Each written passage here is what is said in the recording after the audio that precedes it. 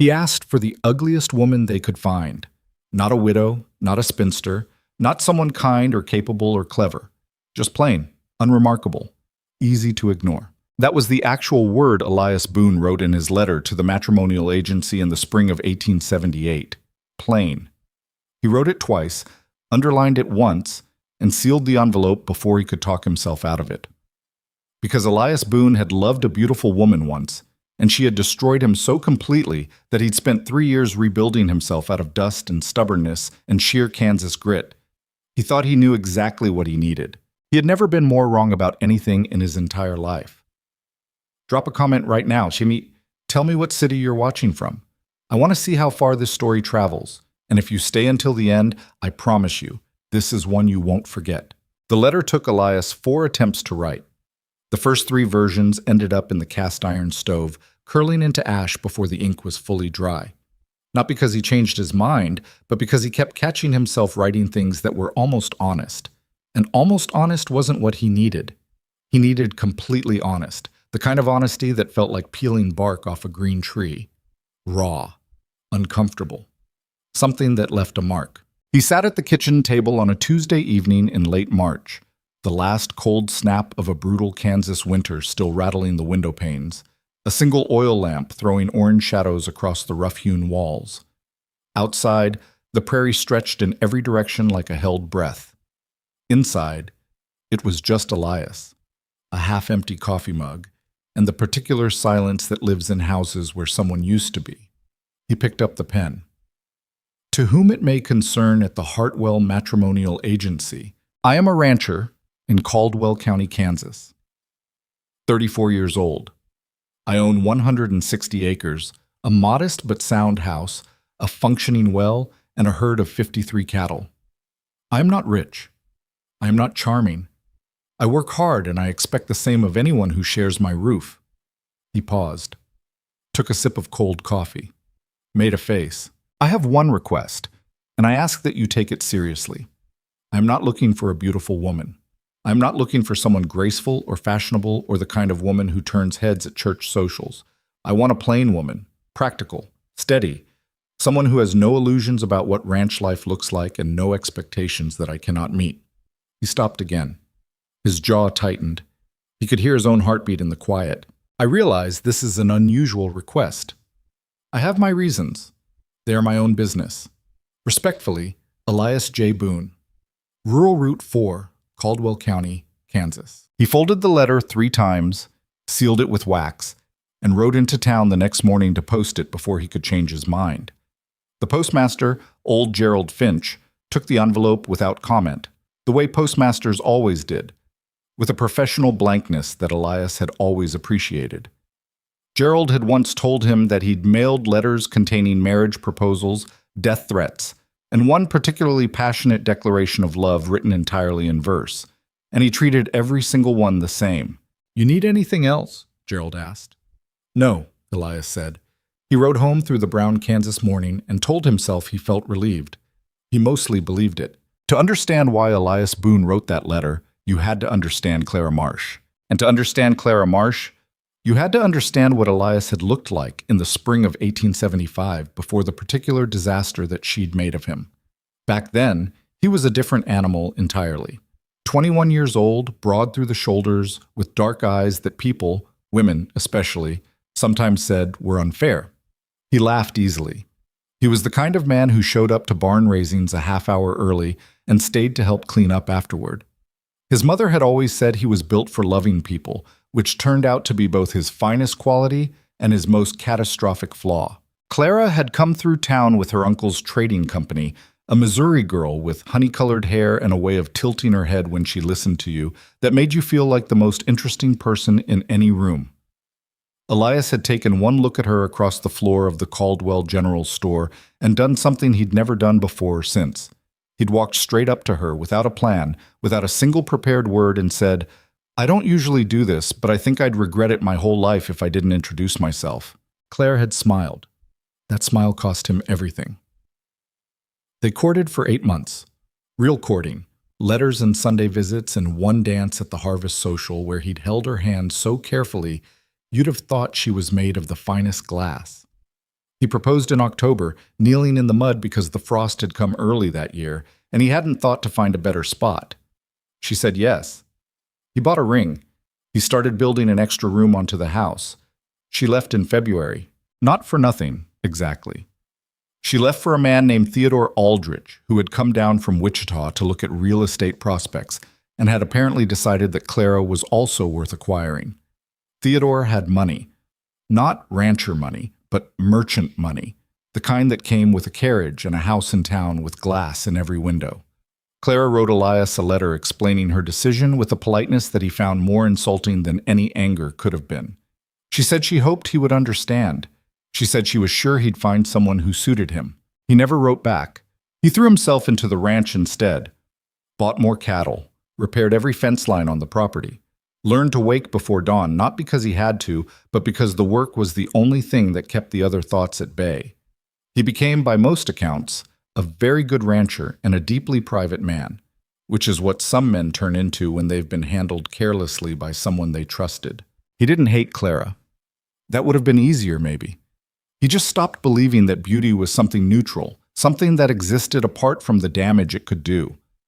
In his mind, a mind built more for work than philosophy, he'd constructed a rough sort of logic. Beautiful women had options. Women with options made choices. Choices meant leaving, and Elias Boone had already been left by the best thing he'd ever thought he had. So he asked for plain. He wasn't thinking about kindness or intelligence or capability. He was thinking about staying. He just wanted someone who would stay. The response from the Hartwell Matrimonial Agency arrived 6 weeks later, written in the careful hand of a woman named Mrs. Dorothea Hartwell herself, who had, apparently, handled his letter personally. Mr. Boone, we have received many unusual requests in our 16 years of operation. Yours ranks among the more memorable. Nevertheless, we are not in the business of judgment, only in the business of matching. After careful consideration, we believe we have found a candidate whose circumstances and disposition align reasonably well with your stated requirements. Her name is Vivian Hart, age 30, of Independence, Missouri. She is a woman of modest appearance and considerable practical experience. She was previously employed as a housekeeper and farm assistant for a large agricultural operation in Jackson County. She is in good health, has no living relatives to whom she is financially obligated, and has expressed willingness to relocate. Miss Hart has reviewed a summary of your situation and has agreed to correspond. Enclosed, you will find her first letter. The agency's letter was 1 page. Vivian Hart's letter was 4. He wasn't expecting that. He'd imagined a short, careful note, something formal and slightly uncomfortable, the way all first letters are when strangers are attempting to negotiate the possibility of spending their lives together. What he got instead was something that read less like a letter and more like a conversation that had already been going on for a while, and he'd simply walked into the middle of it. Mr. Boone, I'll spare us both the usual pleasantries and say directly that I found your request somewhat funny. Not in a mean way, in the way that honest things are sometimes funny. You said something that most people would dress up in nicer language, and you just didn't bother. I respect that, even if I'm not sure I should. For what it's worth, I understand it. I'm tired of being judged for things that have nothing to do with who I am. I suspect you have your reasons, and I have mine, and they might not be so different.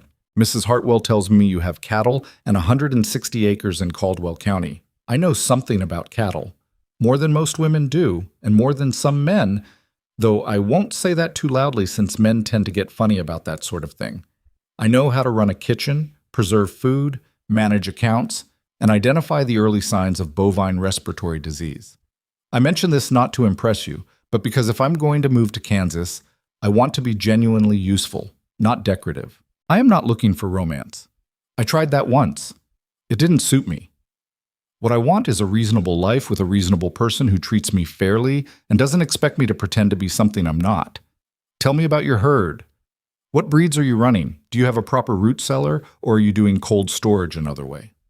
What does your water situation look like in August? Vivian Hart. Elias read the letter twice, then he read it a third time. Then he went outside and stood on the porch for a while, looking at the flat Kansas horizon, trying to figure out what he felt.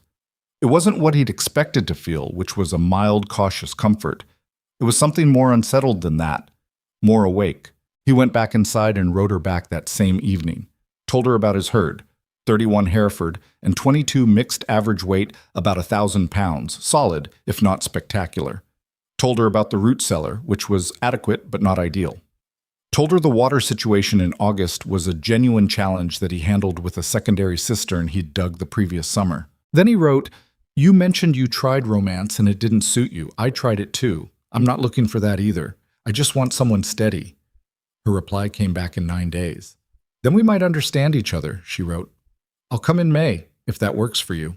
The last week of May arrived the way Kansas Springs always did. Suddenly, impatiently, as though the season had somewhere more important to be. The grass had gone from brown to green in what felt like 4 days. The cattle were restless with the warmth. Elias had spent the week before Vivian's arrival doing the sort of cleaning that a man who lives alone will only do when someone else is about to see how he's been living. Which is to say, aggressively and with some shame. He'd patched a hole in the parlor wall that had been bothering him for a year. He'd scrubbed the kitchen floor on his hands and knees. He'd washed the curtains his mother had sewn before she died, hung them back up wet, and watched them dry in the afternoon breeze with the particular satisfaction of a man who has done the minimum acceptable thing and knows it. He wasn't nervous. He told himself that. He told his dog, a large gray mutt named Pepper, who had no opinion on the subject, that he wasn't nervous. Pepper yawned. "Exactly," Elias said. He rode into Caldwell to meet the noon train on a Thursday, arriving 40 minutes early because he was, in fact, nervous, but had decided that arriving early was a more dignified expression of that nervousness than pacing around his kitchen. He stood near the platform with his hat in his hands, watching the tracks stretch south toward Oklahoma, listening for the sound of the engine. The train came in 10 minutes late, which felt longer than it was. He watched the passengers descend. A family with 3 children who immediately began fighting over something in a carpet bag. 2 men in suits who looked like they were here to buy or sell something and would probably be disappointed either way. An older woman with a birdcage. A young couple who were very obviously in the early stage of love and couldn't stop accidentally touching each other's hands. And then Vivian Hart stepped off the train, and Elias Boone's carefully constructed future cracked straight down the middle. She wasn't what he'd been picturing. He'd been picturing someone. He realized, with a hot flush of embarrassment, that he'd been picturing someone small, apologetic somehow. He'd built a mental image of a woman who moved through the world like she was half expecting to be in the way. Vivian Hart moved like she owned the ground she stood on. She was tall, not dramatically so, but tall enough that she met his eyes almost level when she reached him. Her dark hair was pulled back plainly, no fuss to it. Her face was... He struggled to find the word the agency had used. Modest, that had been the word. Looking at her now, he wasn't sure what that was supposed to mean. She wasn't the kind of woman who stopped a room, but there was something in the way she held herself, some quality of complete self-possession that made him feel uncomfortably like he might be the one being assessed. She was looking at him with dark eyes that were doing something difficult to read, not unkindly, just looking. "Mr. Boone," she said, not a question. "Miss Hart." He put his hat back on, then wasn't sure why he'd put it back on, then decided to leave it. "How was the journey?" "Long," she said. "The car smelled like someone had been transporting livestock recently, which I didn't mind, but I suspect some of the other passengers found it objectionable." She paused. "I have 2 trunks. One is heavy." "I brought the wagon," he said. "Good." He helped her with the trunks. She was right. The second one was heavy. He didn't ask what was in it. Later, he would find out it was books. A lot of books. More books than he'd ever personally owned, on subjects including animal husbandry, agricultural science, household medicine, and one thick volume on the history of the American frontier that she'd read so many times the spine had been repaired with strips of leather. They drove back to the ranch mostly in silence, which should have been awkward, but wasn't quite. The prairie rolled past them in the late afternoon light. That particular golden hour Kansas does so well, when everything looks like it was painted by someone who loved it. Vivian sat straight in the wagon seat, watching the land with an expression he couldn't read. "It's flat," she said. "Yes, flatter than I expected." A beat. "I don't mean that as a complaint. It grows on you," he said. And then because it was true. Or it doesn't. Some people can't stand it. She looked at him sidelong. Which kind are you? The kind it grew on. She nodded once, like that was a satisfactory answer, and looked back at the horizon. The first morning, Elias woke before dawn, his habit unbreakable, and came downstairs to find Vivian already in the kitchen. She'd built the fire herself. The coffee was on. She was standing at the window with a mug, looking out at the dark yard, and she didn't turn when he came in. I found the coffee on the second shelf, she said, and I think your flour has weevils. He blinked. The flour's fine. Check it again. She finally turned to look at him. She was still in her traveling clothes. She'd slept in the spare room he'd prepared, which he'd been oddly relieved she hadn't made any comment about, one way or another. The bag on the left. Maybe 3 weeks, I'd say. Not terrible yet. He checked. There were weevils. He said. I'll go through the rest of the dry goods today, she said. Do you have a separate storage area, or is it all in the kitchen? He told her about the root cellar.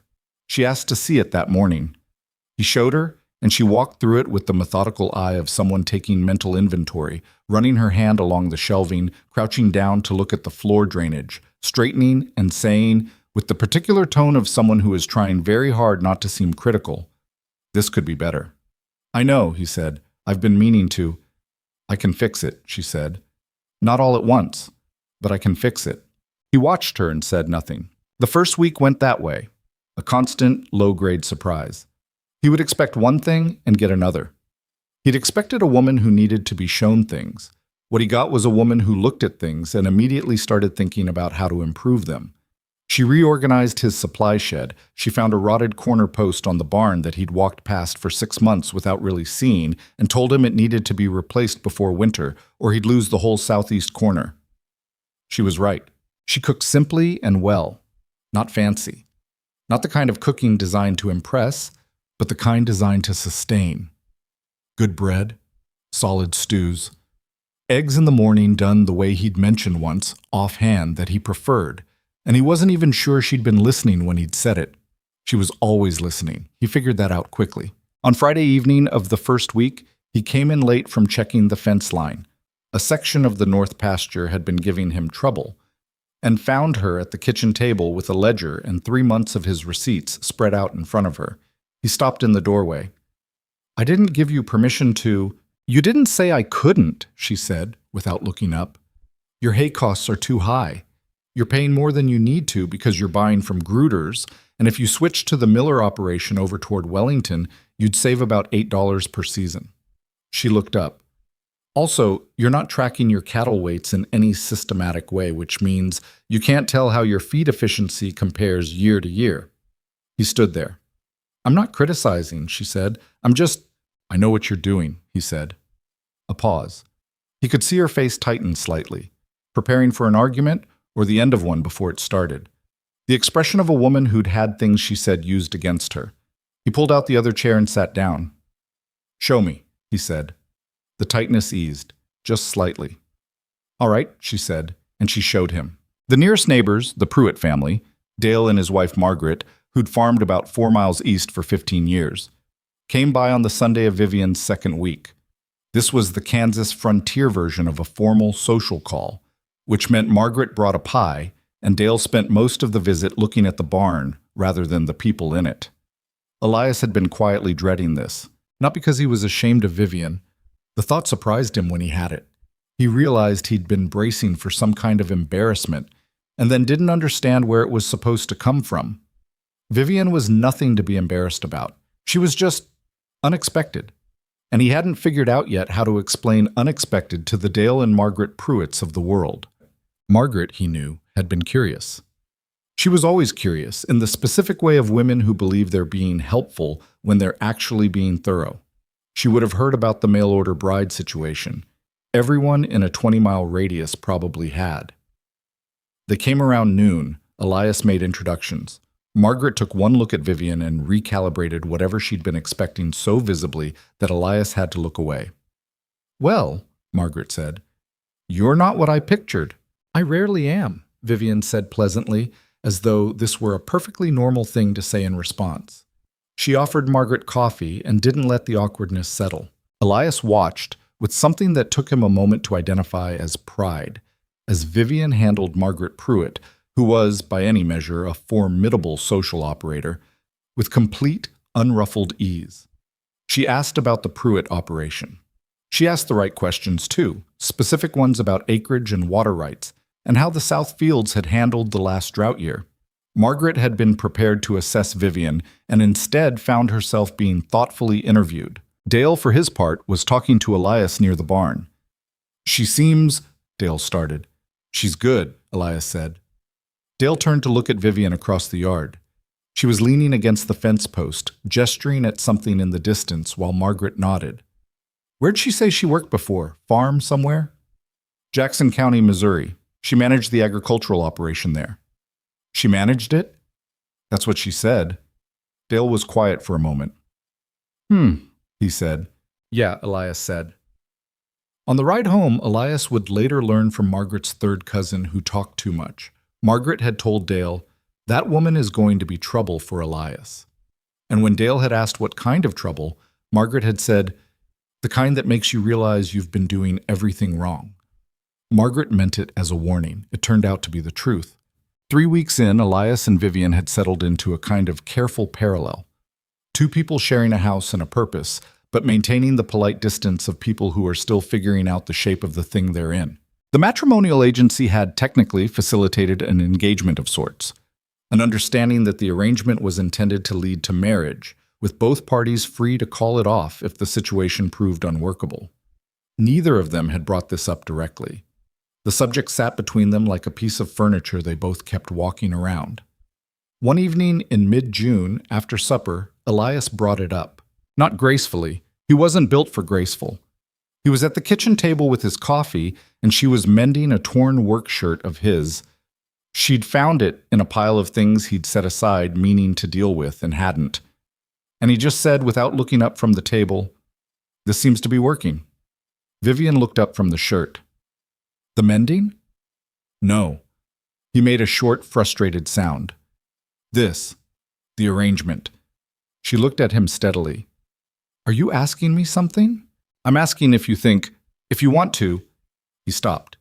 He was better at fences than conversations. He tried again. "I wrote that letter because I was scared," he said. "Not because I'm actually a person who wants a—" He stopped again. "A transaction," she offered. He looked at her. "I was going to say a stranger." She put the mending down. "I wrote back because I was tired," she said. "Tired of people looking at me and seeing what they expected. I've been called plain by people who meant it as an insult, and by people who meant it as a compliment, and I couldn't decide which was worse." He was quiet. "You wanted plain because you wanted safe," she said. "I came because I wanted honest. Those might be different things." He thought about that. "Maybe," he said. "Or maybe they're the same thing from different directions." She picked the mending back up. Something had shifted in the room, though. Some slight realignment.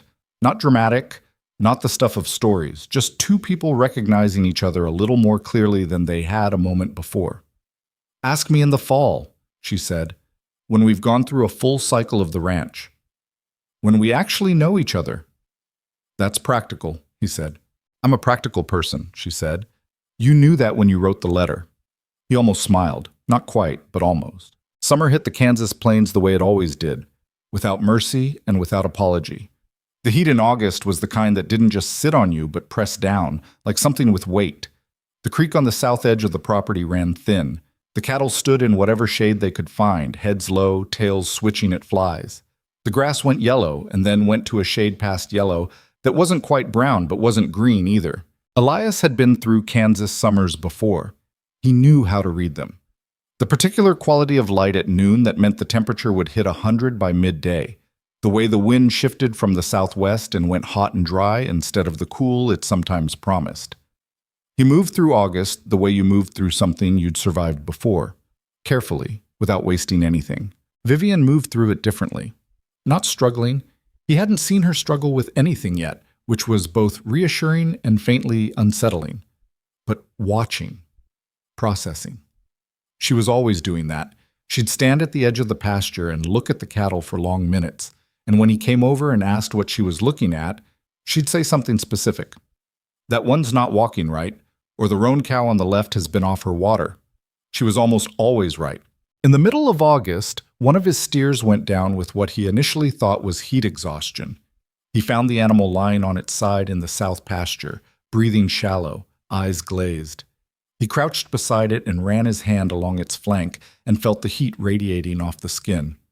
"Pneumonia," said Vivian behind him. He turned. She'd followed him without him noticing. She was crouching too, looking at the steer's nostrils, pressing careful fingers along the animal's neck.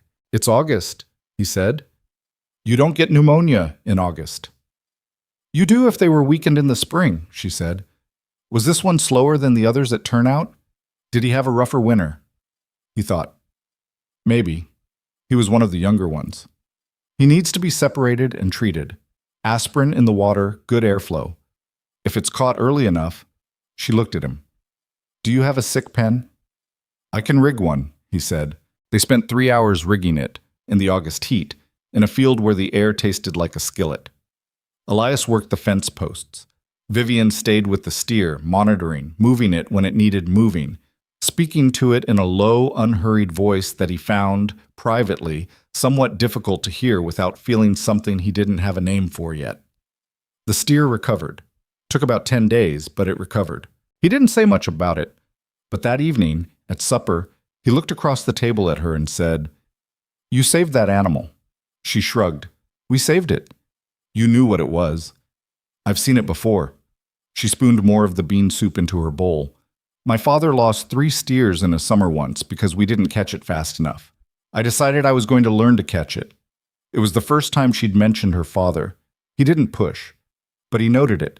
The problem with Elias Boone was that he was very good at avoiding the things he didn't want to see. He'd spent 3 years perfecting this skill, the ability to look directly at something and see only the outer surface of it. It had served him well in the years after Clara. It kept him functional. It kept the ranch running. It kept him from thinking too often about the particular way happiness had felt before he'd understood how quickly it could be revoked. What he didn't notice, in all of July and August and into September, was that he'd stopped dreading coming home. Before Vivian, there had been a specific quality to coming through the door at the end of a long day, a kind of echoing emptiness that he'd learned to ignore the way you learn to ignore a persistent background noise. The house did what a house was supposed to do. It kept out the wind and held in the heat. It held his things. It was useful. Now he pushed open the kitchen door, and there was light and smell, dinner or coffee, or the particular clean smell of something being washed, and sound sometimes. Vivian humming tunelessly while she worked, the scratch of her pen when she was writing in the evening. Once, memorably, the sound of her laughing at something she'd read, a short surprised laugh that she seemed faintly embarrassed about when she looked up and found him in the doorway. "Good book?" he'd said. "It's a very dry agricultural manual," she said primly. "I'm not sure what came over me." He didn't push on that either, but he'd been smiling when he hung up his coat. He didn't notice any of this. He told himself the arrangement was working. He told himself he felt satisfied, a practical man's version of contentment. He told himself everything was going according to some reasonable plan. He was not good at telling himself the truth about certain things, but he was getting better at it, slowly, without quite knowing it was happening. Fall came into Kansas sideways, the way it does. The temperature dropping not gradually, but in lurches, warm 1 week, and then suddenly 30 degrees colder, like the season had decided enough was enough. The light went golden, and then amber, and then the particular rust color that meant winter was serious about arriving. September brought more work, not less. The cattle needed to be evaluated before the cold came, the ones that would make it through winter, the ones that needed to be sold, the ones that weren't going to survive and required hard decisions. Elias had been doing this reckoning alone for 3 years. For the first time, he was doing it with someone. He didn't ask for Vivian's help with the cattle evaluation. She just appeared one morning when he was in the south pasture with his notebook, watching the herd. She had her own notebook. "The one with the white patch behind its left ear," she said. "She's losing weight, slower than the others." He looked. "I've had my eye on her." "What are you thinking?" "Sell." She wrote something down. "What about the gray bull?" "Keep."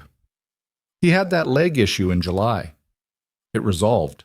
It resolved this time. She said it neutrally. Not arguing, just noting. He looked at her.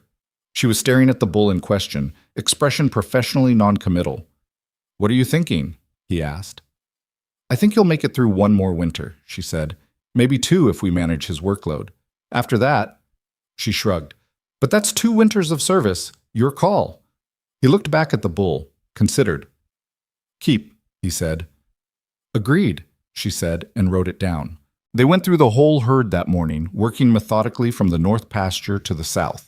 At some point, he wasn't sure when, they'd stopped consulting each other on every decision and started just talking through them, the way people do when they've worked alongside each other long enough that the process becomes a kind of shared thinking rather than 2 separate opinions. Walking back to the house at noon, their notebooks both full of marks and figures, he said, "You're good at this." "I know," she said. He made a sound, not quite a laugh, close to one. "I'm not," she started, then stopped. "I was told for a long time that saying I was good at something was unattractive, that a woman who stated her competence plainly was off-putting." She paused. "I got tired of performing uncertainty I didn't feel." He thought about this for a few steps. "You're right that you're good at it," he said. "For the record." She was quiet for a moment. "Thank you," she said. And it sounded like she meant it in a way that was bigger than the conversation they were having. In the second week of October, they had their first real argument. It started over the hay supply. Elias had calculated, carefully, or so he thought, that their current stock would carry the herd through to spring with a modest reserve. Vivian had looked at the same figures and come to a different conclusion. "You're underestimating consumption in the cold months," she said, at supper, looking at his numbers. "You're basing it on last year's average, but last year was a relatively mild winter. If this winter's average—" "I've been ranching this land for 7 years," he said. "I know my herd's consumption." "You know it in a normal year," she said. "That's not the same thing. I think I know it in—" "You're short by about 15% if we have a hard cold snap in January," she said, not raising her voice. She never raised her voice. "I did the calculation twice. So did I." She slid her notebook across the table. "Show me where I'm wrong." He looked at her numbers. He looked at his own. He went through the calculation again slowly while she waited. He was short by 12%, maybe 15%. The silence that followed was not a comfortable one. "You could have mentioned this differently," he said finally. "I could have," she agreed. "Would you have listened if I'd mentioned it differently?" That was the thing about Vivian Hart. She didn't hit you with a problem and then wait while you sorted through your defenses. She hit you and the problem at exactly the same time, so by the time you'd thought of something to say in your defense, you'd already conceded the actual point. "Probably not," he admitted. "Then I mentioned it the way that would work," she said. He bought more hay from the Miller operation toward Wellington because she'd been right about that too. He didn't apologize exactly. He wasn't very good at apologies. They stuck in his throat like something too large. But the next morning, he told her that he was going to Wellington on Saturday to negotiate the hay order and asked if she wanted to come along because she was better at negotiating than he was, and they both knew it. She said yes. It wasn't an apology. It was something more functional than an apology. It was trust. He asked her in the last week of October while they were mending the south fence line together in the cold afternoon light. Not romantically. He wasn't capable of romantic in the conventional sense. Not anymore. Maybe not ever again. He just looked at the post he was setting and said without much preamble, "I think we should get married, if you still want to." She was holding the wire taut while he worked. She didn't let go of it. "Are you asking because the arrangement says we should, or because you want to?" He stopped, straightened, looked at her. She was looking back at him with those dark eyes that never quite told him everything, but always told him something. "Because I want to," he said. "I think." He paused. "I'm not good at knowing what I want. I'm better at knowing what's right." "That's an honest answer," she said. I'm trying to be honest." She was quiet for a moment, still holding the wire. The prairie wind moved through the dry grass around them. "I'll marry you," she said. "Not because the arrangement says I should, because I think we do well together." She paused. "And because I'm not ready to leave." It wasn't the most beautiful thing anyone had ever said to him. It was the truest thing. He went back to the fence post. "We can go into town next Saturday," he said. "All right," she said, and that was that. The post was set. The wire held. The fence line was good. They married on a Saturday in early November at the county clerk's office in Caldwell, with Dale and Margaret Pruitt as witnesses because Elias had asked Dale, and Dale had said yes before checking with Margaret, which caused a brief domestic negotiation that Elias and Vivian pretended not to hear through the thin wall of the waiting room. The ceremony took 11 minutes. The clerk, a man named Howard Bix, who had the air of someone who had performed this function so many times it had ceased to feel like anything at all, read the words with practiced flatness. Elias said what he was supposed to say. Vivian said what she was supposed to say. They signed the paper. Howard Bix stamped it. Margaret cried, which surprised everyone, including Margaret. "I don't know why I'm doing this," she said, pressing her handkerchief to her face. "I barely know the woman." "You've been to the ranch 4 times in 6 weeks," Dale said. "That's not the point, Dale." Vivian, standing beside her, put a hand briefly on Margaret's shoulder. It was a simple gesture, no ceremony to it, no performance, just a hand on a shoulder. Margaret collected herself and said she was fine and that they should all go to the hotel restaurant because she was hungry, and she wasn't going to let Elias Boone get married without at least a proper meal. Elias paid for the meal. It was more than he'd intended to spend, but Margaret ordered the roast chicken and Dale ordered twice. And Vivian ate with the quiet satisfaction of someone who hadn't had a restaurant meal in longer than she wanted to admit. At one point, she caught Elias watching her across the table, and she raised her eyebrows slightly. A question, and he shook his head slightly. Nothing, and looked back at his plate. They drove back to the ranch in the early dark, the temperature already dropping toward freezing, the stars sharp and numerous the way they get in Kansas when the air goes cold and dry. Vivian sat beside him on the wagon seat, wrapped in her heavy coat, looking up. "I forgot about the stars here," she said. "There were trees in Missouri. You couldn't see this many." He looked up briefly at the sky. "Takes some getting used to," he said, feeling that small. She was quiet for a moment. "I don't feel small," she said. "I feel like something fits." He didn't answer, but he understood what she meant in the way that you understand things you felt but never found the words for. They were married. The paper said so. The rest of it, the texture of what that meant, what they were to each other now, they would work out the way they'd worked out everything else. Slowly. Without a plan. With a fair amount of trial and more error than either of them would probably have preferred. He was all right with that. He was starting to understand that all right was maybe the beginning of something, not the end of it. The cold came in hard the week after the wedding. Not the worst Kansas cold, that would still be coming, but the kind that reminded you winter wasn't interested in being gradual about it. The ground froze in the mornings. The cattle moved slower. The mornings required 2 layers before dawn, sometimes 3.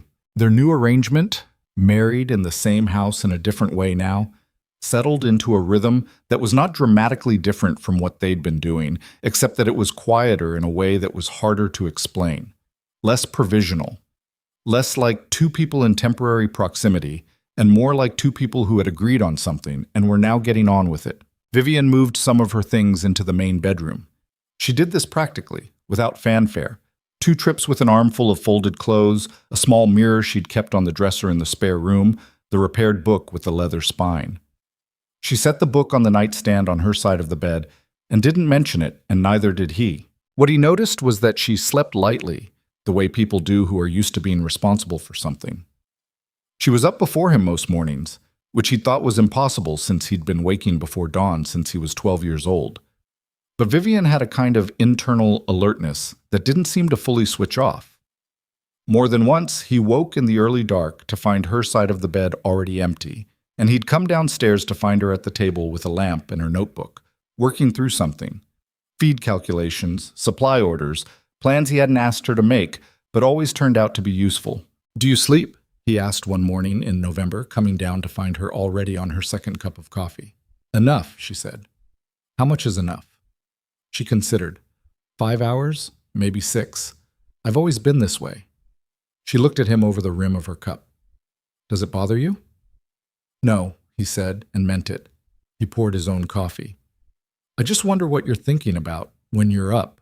She was quiet for a moment. "The herd, usually, or the supply situation, or what needs doing that I haven't gotten to yet." She paused. sometimes other things. He didn't ask what the other things were.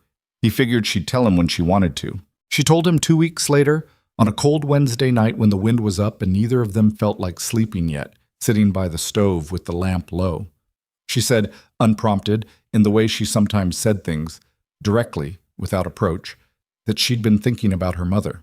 Her mother had died when Vivian was 15. That much he'd known, the way you piece together someone's history from the small facts they drop without meaning to.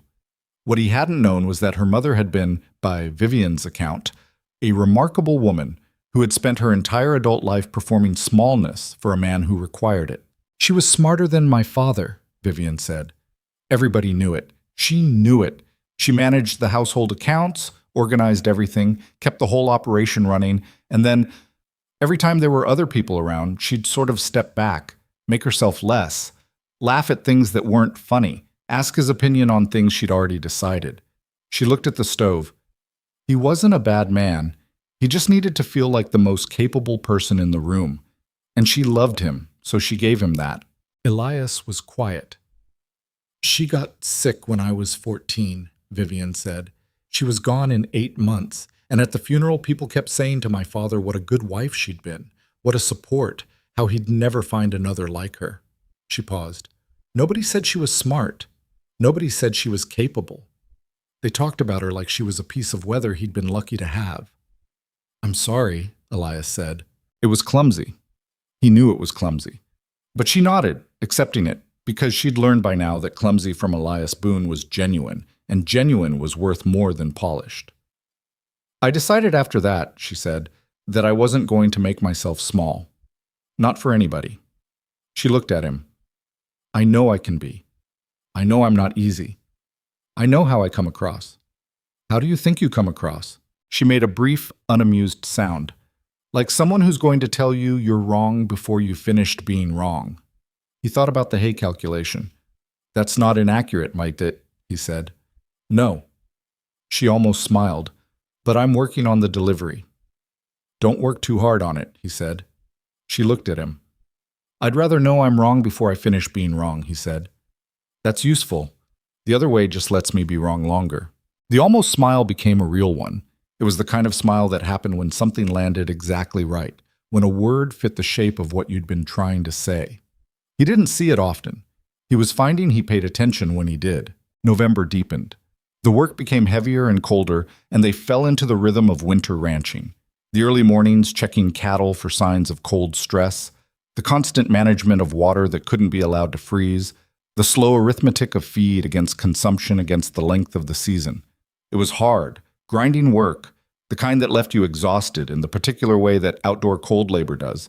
A bone-level tiredness that sleep addressed but never entirely fixed.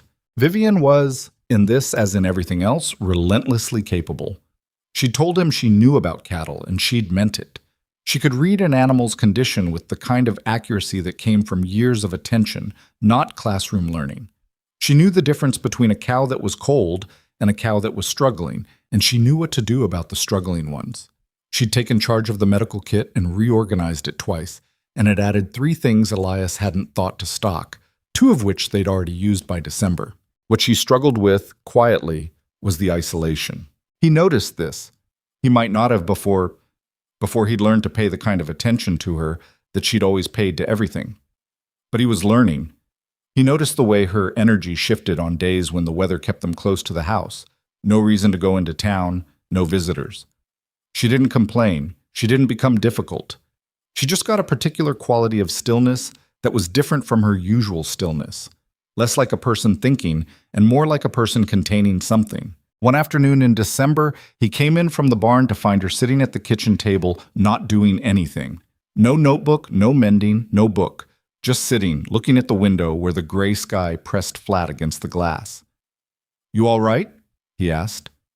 Yes, she said. He hung up his coat, washed his hands, then sat down across from her, which was not a thing he would have done 2 months ago.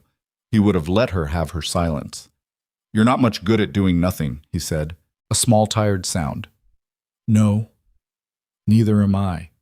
He folded his hands on the table. What do you need? She looked at him.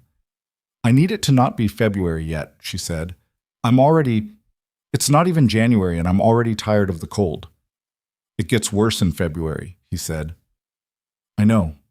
Thank you for that. Then it gets better, he said. Fast, in March. Like someone opened a door. She looked at him steadily. How do you stand it, the months of it? He thought about it honestly. I don't always stand it well, he said. Some winters I get too quiet, close in on myself. I've had bad Februaries. He paused. It's easier this year. She understood what he meant. She didn't make a thing of it. She just nodded once, and something in her settled slightly. I'm going to write to Margaret, she said. Ask if she wants to come for dinner Saturday, if the weather holds. Good idea, he said. She pulled her notebook toward her and began writing the invitation, and the quality of the room changed. He went back to the supply inventory he'd been meaning to check, and they sat at the table together in the winter afternoon, each doing their own thing, and it was not perfect. It was nothing like perfect. There was the cold outside and the isolation and the long season ahead, and two people who were still learning the edges of each other. But it was warm and occupied, and it was his house in a way it hadn't been since it had only been his. Margaret came Saturday. She stayed 4 hours and talked enough for 6 people, and Vivian laughed twice at things Margaret said. Real laughs, the surprised kind, and Elias thought Dale Pruitt was possibly the luckiest man in Caldwell County for reasons Dale didn't fully appreciate. Christmas came and went without ceremony. They weren't people who made much of ceremony. Vivian cooked a better-than-average supper. Elias gave her a new pair of work gloves because her old ones had worn through and he'd noticed her hands in the cold. She gave him, which he hadn't expected, hadn't thought they were doing gifts, a compass, good quality, the kind that would work in any weather. She said she'd ordered it from a catalog in October and she'd been waiting to give it to him. He turned it over in his hands. Why a compass? Because you always know where you're going, she said.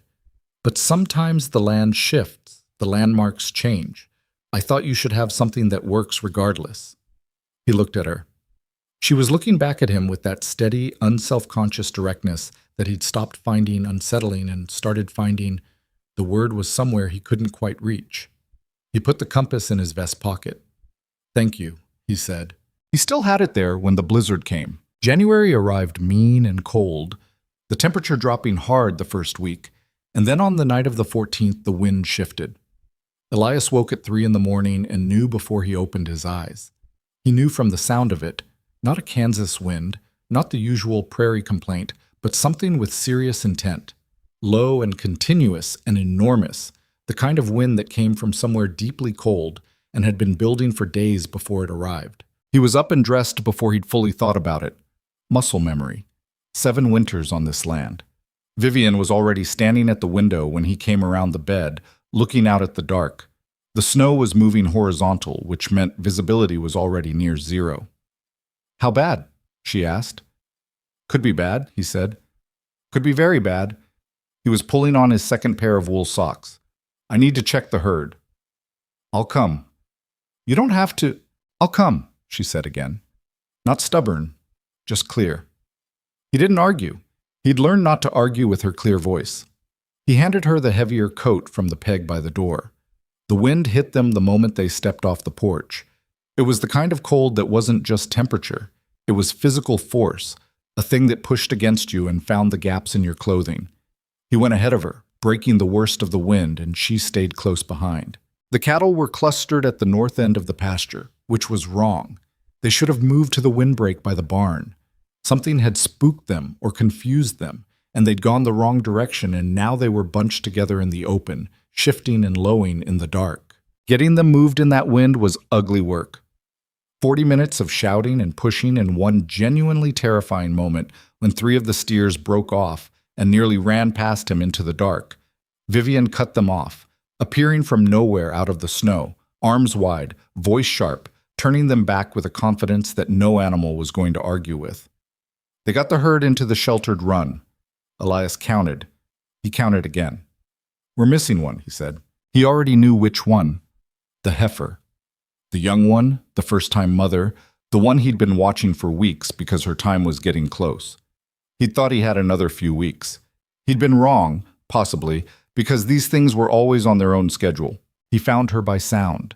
She was in the corner of the south field where the fence turned, half sheltered by the angle of the posts, lying on her side in the snow. He knew immediately. He'd seen enough births to know the difference between an animal that was working through it and an animal that was in trouble. She was in trouble. He got down beside her in the snow and put his hands on her flank and felt what was happening. The calf was positioned wrong. Not catastrophically wrong. Not a death sentence. Not yet. But wrong enough that it wasn't going to fix itself. And in this cold, with this animal already exhausted and the temperature dropping, time was a currency they were running out of. He looked up. Vivian was standing over him with the lantern. She'd grabbed the lantern from the barn peg without being asked.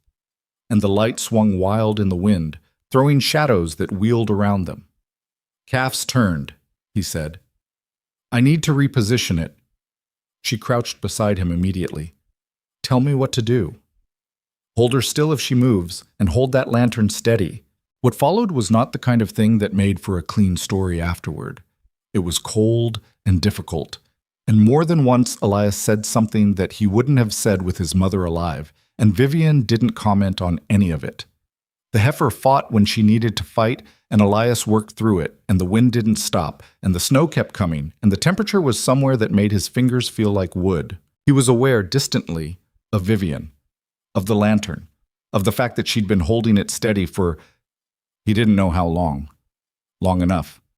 Too long in that cold. He could see her hands when the light swung, and they were the hands of someone who had gone past numb. But she didn't move the lantern. She didn't shift. She held it exactly where it needed to be and let him work. He got the calf repositioned. The birth that followed was brutal and quick. Nature does not become gentle just because you've gotten the hard part right.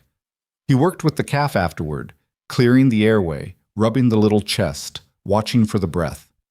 Vivian crouched beside him, and he was aware that she was talking to the heifer in that low, continuous voice she used with animals, and whether or not it helped the animal, it helped him, a little, to hear it. The calf breathed, small and wet and shaking, objecting to its arrival in this cold world with the indignant volume of something that didn't know yet how bad things could get, but breathing. The heifer turned her head and began working on it immediately, the ancient imperative cutting through everything else. Elias sat back on his heels in the snow. For a moment, he didn't do anything. The wind was still screaming. His hands hurt in the specific way that meant the feeling was coming back into them. The lantern light swung over the three of them, him, the heifer, the calf, and beyond that light, there was nothing but the storm. He looked at Vivian. She was still crouching, the lantern hanging from one hand. Her face was wet with snow, and her lips were pressed together, and she was looking at the calf with an expression he'd never seen on her before. Not the practical, assessing look she gave most things. Something else. Something more open. "You're going to lose those fingers if we don't get you inside," he said. She blinked, looked at her free hand, flexed it slowly. "They're all right," she said. They're not all right." "They're attached," she said. "That's close enough." He stood. His knees were wrong from the cold and the crouching. He pulled her up with one hand, and she came without resistance, which told him how cold she actually was. She'd have normally managed standing by herself with her usual complete self-sufficiency. He kept hold of her hand. They got the heifer, and the calf moved into the warmth of the barn, which was not warm exactly, but was shelter, was wind-stopped, was a different category of survivable. He packed the calf in straw, checked the heifer's condition. His hands worked slowly, clumsily. Vivian was sitting on the hay bale behind him, her hands wrapped around each other in her lap. She was looking at the calf. "It's a good size," she said, "despite everything." "It's a fighter," he said. "Must get it from its mother." A pause. She didn't quit. He looked at the heifer, who was exhausted and worn, but thoroughly occupied with her new obligation. "No," he said, "she didn't." He turned and looked at Vivian. She was still watching the calf, something moving across her face that she wasn't entirely managing to keep internal. In the lantern light, with her hair pulled loose from the wind and her coat covered in snow and her hands clearly not as fine as she claimed, she looked like what she was, a woman who had stood in a blizzard for an hour without complaint, because something needed her to. He didn't know what to do with what he felt. He was not, as previously established, a man who had any natural facility with those kinds of feelings. They tended to arrive in him sideways, unannounced in moments like this. A barn in a blizzard, a lantern, a woman who hadn't moved when it would have been completely reasonable to move. "Vivian," he said. She looked at him. He still didn't have the words. He probably wasn't going to get them tonight. His hands hurt and his knees hurt, and the storm was still going outside, and this wasn't the kind of night for the right words. "Thank you," he said. "For the lantern." She held his gaze for a moment. Something passed between them that neither of them named. Then she looked back at the calf. "It needed holding," she said, "so I held it." That was all she said. That was Vivian Hart. Vivian Boone, now, the paper said so, in one sentence. If something needed doing, she did it. No performance, no expectation of recognition. Just the thing, done, because it was necessary. He sat beside her on the hay bale. The storm raged outside the barn walls, trying to get in and failing. The heifer worked over her calf with patient, methodical devotion. The lantern burned low between them. They sat there for a long time, close enough that their shoulders touched, not talking. Two people in a barn in a blizzard, alive, with a calf that was also alive, which was not a small thing. It was, in fact, the kind of not small thing that the rest of the night would depend on, that Elias Boone would think about later, in the days that followed, with the particular clarity that sometimes arrives after you've survived something together. He was going to have to say something real to her eventually, not that night. Tonight they were both too cold and too tired, and the calf needed watching until morning. But eventually, he could feel it coming, the way you feel a season turning before it turns. For now, the barn held, the lantern held. Her shoulder was warm against his, solid and real. Outside, the blizzard did what blizzards do. Inside, they waited it out. The calf lived. They named her January, which was Vivian's idea, delivered flatly over breakfast the morning after the storm, as though she'd been thinking about it all night and had arrived at the only reasonable conclusion. Elias said he didn't usually name the cattle. Vivian said she didn't usually stand in a blizzard for an hour holding a lantern, so they were both doing new things. He didn't argue with that. January grew fast, the way calves do when they've survived something difficult at the start.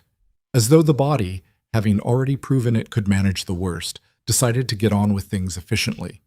Within 2 weeks, she was steady on her feet.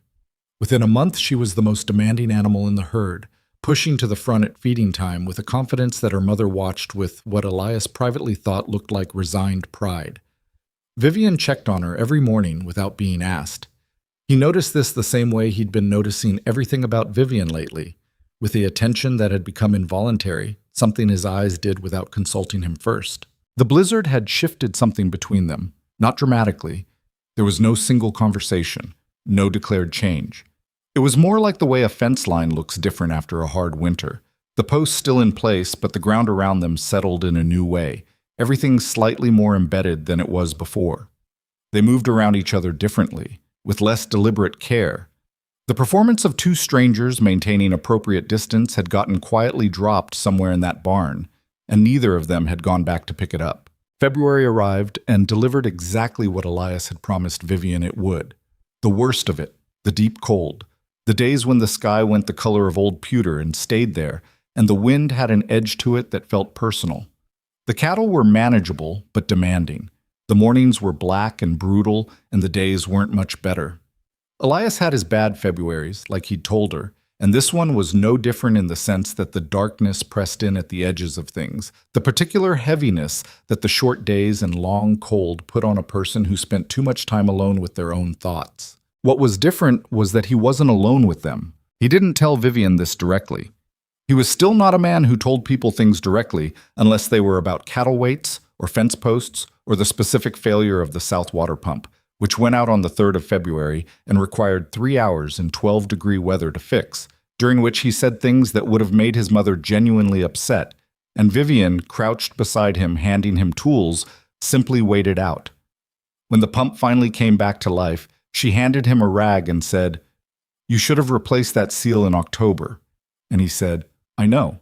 And she said, "I put it on the list." And he said, "I saw the list." And she said, "And?" And he said, "And I thought it would last the winter." And she looked at him with the particular expression she had for when he'd done something that confirmed a thing she'd already suspected, and that was the end of that conversation. But she was there. That was the thing. She was present in the specific way that mattered, which was not the showy presence of someone performing concern, but the solid, unglamorous presence of someone who showed up in the cold and handed you tools and didn't make you feel worse about the pump than you already did.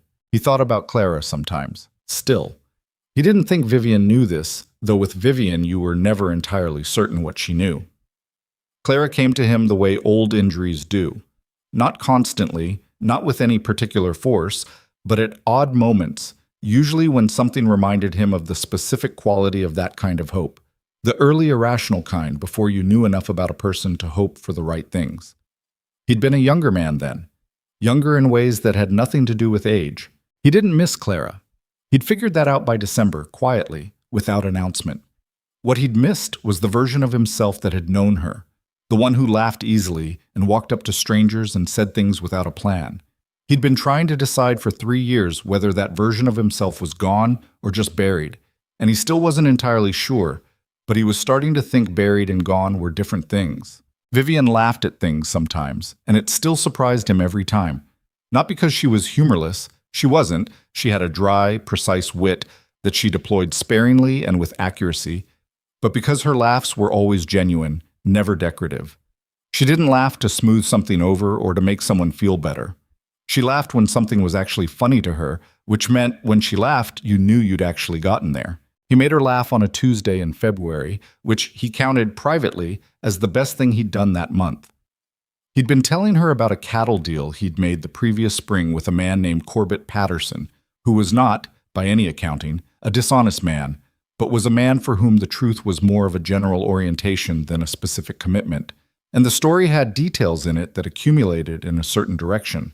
And halfway through her face changed, and she made the short, surprised sound that was her laugh and said, "He actually told you the bull was 4 years old?" And Elias said, "He said it with complete sincerity." And she said, "That bull was at least 7. And Elias said, "That bull remembered things I haven't thought of yet." And she laughed again, properly, and he felt something in his chest move that he hadn't felt in 3 years. He recognized it this time. He'd been trying not to, for a while. But sitting across the kitchen table from her in February with the cold outside and the lamp between them, watching her laugh with her head slightly down and her hand pressed briefly to her mouth. He recognized it the way you recognize something you've been carefully not looking at directly. He was in love with his wife. This was objectively not a catastrophe. He understood that. But it felt like standing on uncertain ground. The particular vulnerability of it, the way it put something important back in someone else's hands. He'd worked very hard to not have anything important in someone else's hands. He'd built 3 years of careful, productive, solitary life around not having that. He didn't say anything. He wasn't ready to say anything. He wasn't sure he'd ever be the kind of man who said those things easily, who could put a hand across a table and say, "I love you," like it wasn't the most dangerous sentence in the English language. But he felt it, clearly, and without any useful way to unknow it, sitting in his kitchen on a February Tuesday while his wife laughed at the memory of Corbett Patterson's very old bull. March came in exactly the way he'd promised her it would, like a door opening. Not warm, not immediately, but different. The light changed first, the quality of it in the morning, something returning to the angle. Then the ground started to soften at the edges of the day, freezing back at night, but thawing a little longer each afternoon. The cattle lifted their heads differently. The birds came back in ones and twos, the scouts, checking whether it was worth sending word to the rest. Vivian noticed the change with the particular attention she gave to all transitions. She was a woman who watched things shift, who tracked the small, incremental evidence of larger movements. One morning in mid-March, she stood on the porch with her coffee and looked at the south field for a long time. And when Elias came out, she said without preamble, "The drainage is wrong in the lower third." He looked where she was looking. The snowmelt was moving across the field in a way that pooled rather than ran off. "I know," he said. "If it does that in a wet spring, it'll soften the ground enough that the cattle will churn it up and you'll have a mud problem by April." She sipped her coffee. "There's a grading fix, not a big one. Redirect the runoff toward the east edge." "I've been thinking about it since last spring," he said. She turned to look at him. "Have you done anything about it?" "I was going to this spring." "All right," she said. "I'll help." It took them 3 days with the right tools and the wrong weather. including one afternoon where the temperature dropped back below freezing and the ground that had been cooperating went stubborn and cold again. They worked through it because the window was there, and they'd learned, both of them, that you worked the windows when they appeared. Vivian handled the grading calculations. He handled the physical movement of Earth, which was heavy and slow and required more cursing than he'd have liked. She didn't comment on the cursing. He'd noticed she'd stopped commenting on the cursing sometime in December. Dale Pruitt came by on the second day and watched them for a while from the fence line with the expression of a man doing calculations. "Didn't think you were going to deal with that runoff issue," he said to Elias. "Vivian said to," Elias said. Dale looked at Vivian, who was 30 yards away measuring something with a length of rope. "She figure out what needs doing, or you tell her the problem first?" "She looked at it," Elias said. Dale was quiet for a moment. "Margaret says she's the most capable woman in the county," he said. "Margaret's right." "Margaret's always right," Dale said, with the profound, resigned certainty of a man 15 years into a marriage. "I just don't tell her that." "I tell Vivian when she's right," Elias said. "It saves time." Dale looked at him sidelong. "You're different than you were," he said, not unkindly, observationally. Elias looked at the field. "Probably," he said. Dale nodded once and said he had to get back and headed off down the road. Elias went back to moving earth. What Dale had said stayed with him, though, in the way that true things have a tendency to lodge. He was different than he was. He could feel it without being able to list it. Some cumulative change that had happened without any single dramatic moment. Just the slow accumulation of daily proximity to a person who didn't let you be less than honest. Vivian hadn't changed him the way stories like to have people change each other. No grand revelation. No single conversation that rearranged everything. She just kept being exactly who she was, consistently and without apology, and being around that had made it harder for him to be less than what he was capable of being. It was irritating sometimes. It was also, he was starting to understand, probably the best thing that had ever happened to him. The real trouble arrived on a Thursday in late March, delivered not by weather or livestock, but by a man Elias hadn't seen in 2 years. His name was Robert Cale, and he rode into the yard on a gray horse in the mid-afternoon, which was how Elias knew immediately it wasn't a friendly visit. Friendly visits came at reasonable hours, not at times when a man could claim he'd just been passing through.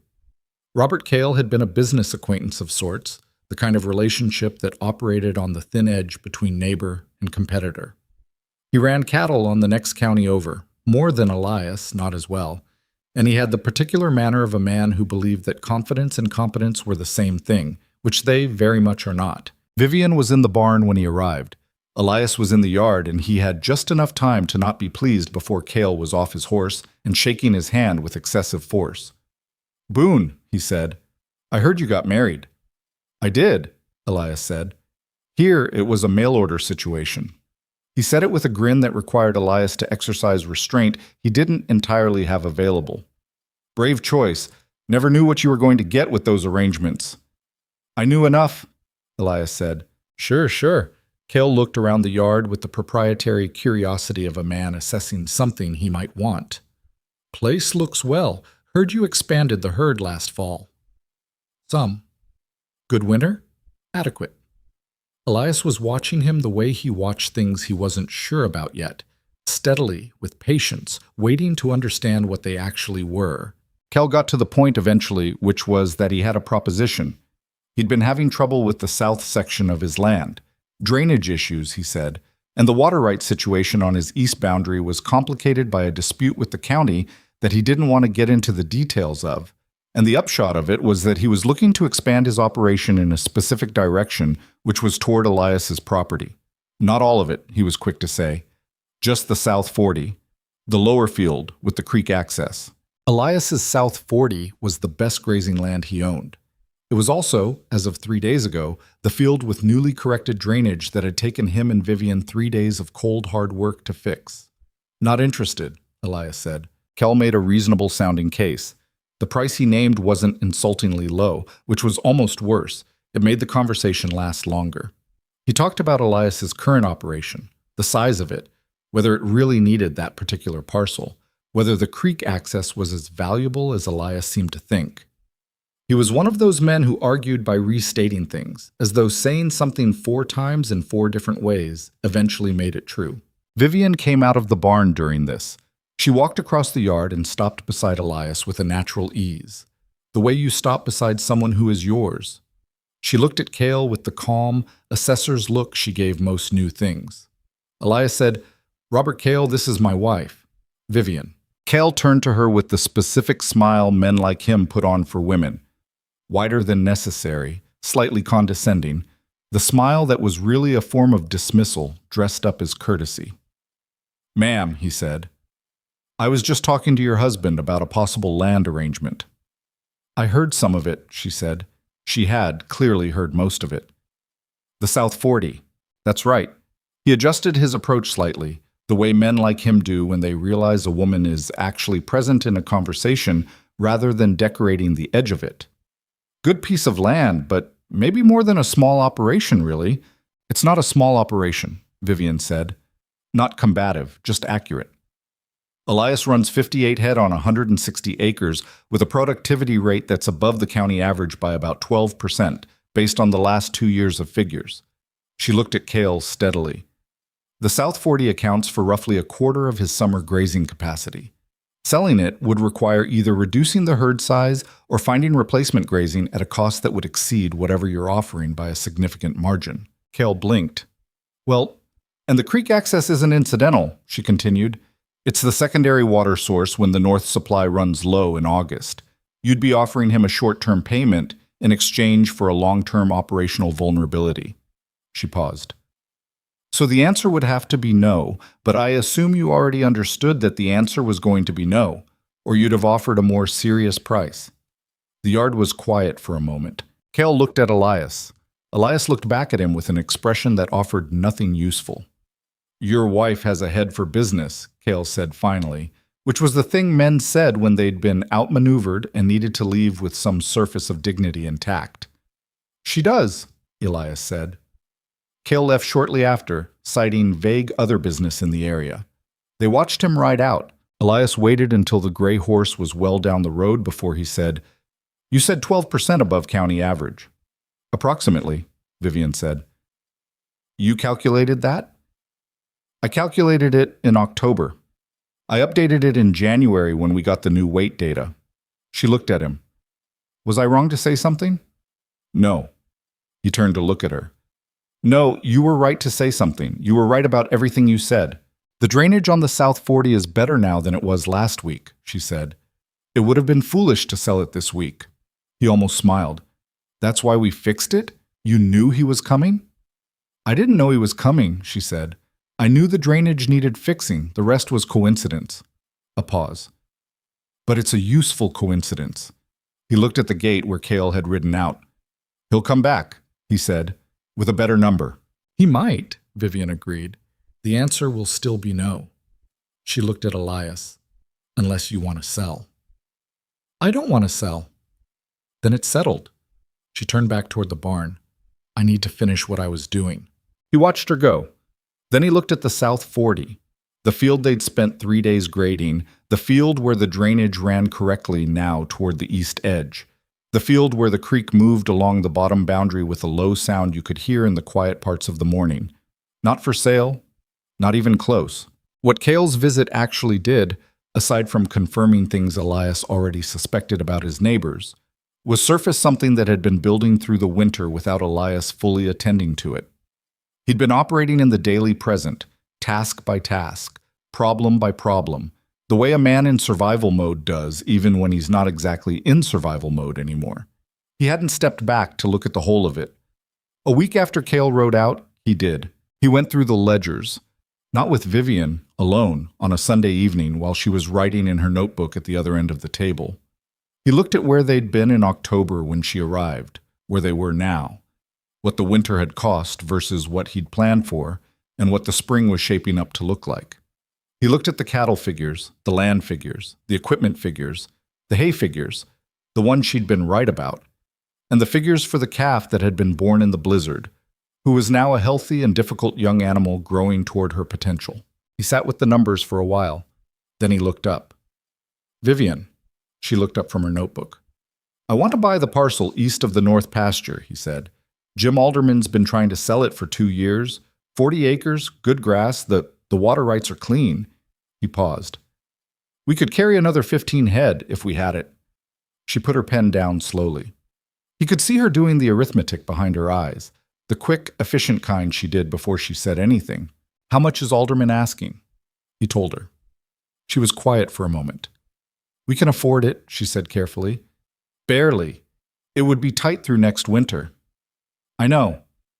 The hay situation would be fine because of the Miller contract, but we'd have almost nothing in reserve if something went wrong. I know, he said again. She looked at him. He was watching her steadily, not pushing, just waiting. He'd learned to wait her out on the things that needed thinking, and she'd learned, he thought she'd learned, that his waiting wasn't impatience wearing a different face. It was actually waiting. Do you trust Alderman's survey on the water rights? She asked. I want to have it verified before we sign anything. Then get it verified. She picked up her pen. If the rights are clean, we should do it. You think so? 15 more head, good pasture, clean water. She looked at him. We'd have to work harder. We work hard now. Harder than that, she said, and there was something in it that wasn't quite a warning, more like a statement of fact she wanted acknowledged before they agreed to the thing.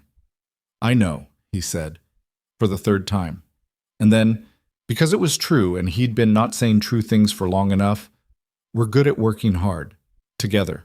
She held his gaze for a moment. Something moved across her face. Not the almost smile this time. Something quieter than that. Write to Alderman, she said. Get the survey done. He wrote the letter the next morning, sent it with the Tuesday mail. Jim Alderman wrote back in 8 days saying he'd have no objection to a survey, and he'd appreciate settling the sale, as he was getting too old for the uncertainty of unsold land sitting at the edge of his bookkeeping. The surveyor came in April, when the ground was finally cooperative. He was a taciturn man from Wichita named Burris, who had the air of someone who had been lied to about survey results often enough that he no longer took anyone's word for anything. He spent 2 full days on the Alderman parcel with his equipment. He came back to Elias with his findings and a hand-drawn map and confirmed that the water rights were clean, the boundary markers were accurate, and the land would carry what Elias thought it would carry. Elias shook his hand and paid him for his time. That evening, he told Vivian. She looked at the map for a long time, the way she looked at most things she was serious about. She traced the boundary with one finger, stopped at the place where the water ran. This is good, she said. It was the simple, unadorned version of good. Not impressed, not excited, just accurate. The land was good. The situation was good. The plan was sound. He looked at the map with her. Their heads were close together over the kitchen table in the April evening, the lamp between them, the window showing the last of the light over the prairie. Outside, the grass was coming back. Properly this time, not the first tentative green of early spring, but the real green, the kind that meant the season had arrived and meant to stay. The cattle were moving the way they moved when the temperature was right and the grass was good, with a loose, unhurried contentment. We'll need to mend the east fence before we bring cattle onto it, she said. I was thinking the same thing. And we should move the water trough. It's in the wrong location for how we'd want the herd to distribute across the new grazing. Next week, he said, I can do the trough placement calculations tonight if you want to look at them in the morning. He looked at her. At the top of her head, bent over the map, her fingers still tracing something along the water boundary. At the loose, dark hair, the capable hands, the person who had come off a train 8 months ago and walked into his life like she'd always intended to be there. He didn't say what he felt. Not yet. He still wasn't ready for that. Or rather, he still couldn't find the right entry point into saying it. Couldn't find the version of those words that didn't sound smaller than what he meant. But he reached across and put his hand briefly over hers, the one on the map, and left it there. She went still. Not tense, just still. The way she got when something landed and she was processing it. Do the calculations tonight, he said. I'll look at them in the morning. After a moment, she turned her hand over, palm up, and he felt her fingers close briefly around his before she let go and reached for her notebook. All right, she said. And outside, on the newly green Kansas prairie, the light finished failing in the specific slow way it does in spring. Like it doesn't want to leave just yet. Like it knows something worth staying for is happening. The alderman parcel changed things in ways that were both practical and harder to name. On the practical side, it changed the daily map of the ranch. The routes Elias walked, the fence lines that needed tending, the morning count that took longer now with more ground to cover. He and Vivian spent the first 2 weeks of May moving the water trough, mending the east fence line, and getting the new pasture ready to carry cattle. It was the kind of work that left you honest about your body at the end of the day. Shoulders that complained, hands that stayed stiff through the first cup of morning coffee. Vivian never mentioned her hands. He watched her flex them sometimes, slowly, when she thought he wasn't looking, working feeling back into the joints, and he didn't say anything because she wouldn't have wanted him to notice. They moved 15 head onto the new pasture on a Tuesday in late May, a crisp morning with the sky the deep, reliable blue that Kansas saved for days when it wanted to remind you why people stayed. He and Vivian stood at the gate and watched the cattle spread out across the new grass, heads down, moving with the slow contentment of animals in good grazing. January was among them, 8 months old now and enormous, with the permanently startled expression that characterized Herefords and a stubbornness about her position in the herd that she'd inherited from nobody Elias could identify. "She pushes the gray roan every time," Vivian said. "I know. It's going to be a problem when she's full grown." "I know." He watched January shoulder past 2 animals twice her weight. "She'll sort herself out." Vivian looked at him sidelong. "You have more faith in her than the evidence warrants." "She survived a blizzard at 20 minutes old," he said. "I give her some latitude." Vivian made a sound that was not quite agreement and not quite disagreement. The particular sound she made when she thought he was being sentimental and had decided not to argue about it. He'd come to be fond of that sound. What was harder to name, the other change that came with the new land, was the way the expansion shifted how people looked at them. The ranch was no longer quite as modest as it had been. Word traveled, the way it always did in that part of Kansas, through the Dale Pruitts of the world and their networks of information. By June, people Elias had known vaguely for years were showing up with a more particular kind of interest, wanting to talk about grazing arrangements, about buying cattle, about the herd quality, about whether Elias was planning to keep expanding. Most of them, he noticed, directed their questions at him. This was not remarkable. It was simply how things worked, which was a fact both of them understood without having to discuss it. But he also noticed, with a quiet irritation that he hadn't expected, the way some of those men would look at Vivian and then look away, or address her with the cheerful surface courtesy that didn't actually include her in the conversation. There was a man named Peters from the southern end of the county who came in June to talk about buying 3 steers. He sat at the kitchen table with Elias and talked prices and weights and condition, and Vivian was in the room the entire time, making coffee, listening. At one point she said, "The middle Hereford you're looking at has been carrying some weight inconsistency since March. Worth checking his feed ratio before you settle on a price." And Peters nodded with the vague, non-committal nod of a man filing information in the category of things women say at kitchen tables, and kept talking to Elias. After Peters left, Elias looked at Vivian. "He underpaid for the steer," she said simply, pouring herself coffee. "He'll figure that out when he weighs it properly. I should have pushed back harder on the price." "You didn't have my numbers in front of you." She sat down. "I should have said something earlier. I was watching him to understand how he operated first." "And?" "He's not dishonest," she said. "He just assumes he's the smartest person at the table." A pause. "He isn't." Elias looked at her. "No," he said. "He isn't." She looked back at him steadily. "Write the weight information down next time before you sit down with someone," she said. "Then you have the numbers in front of you without needing to consult me in front of them." He understood what she was doing.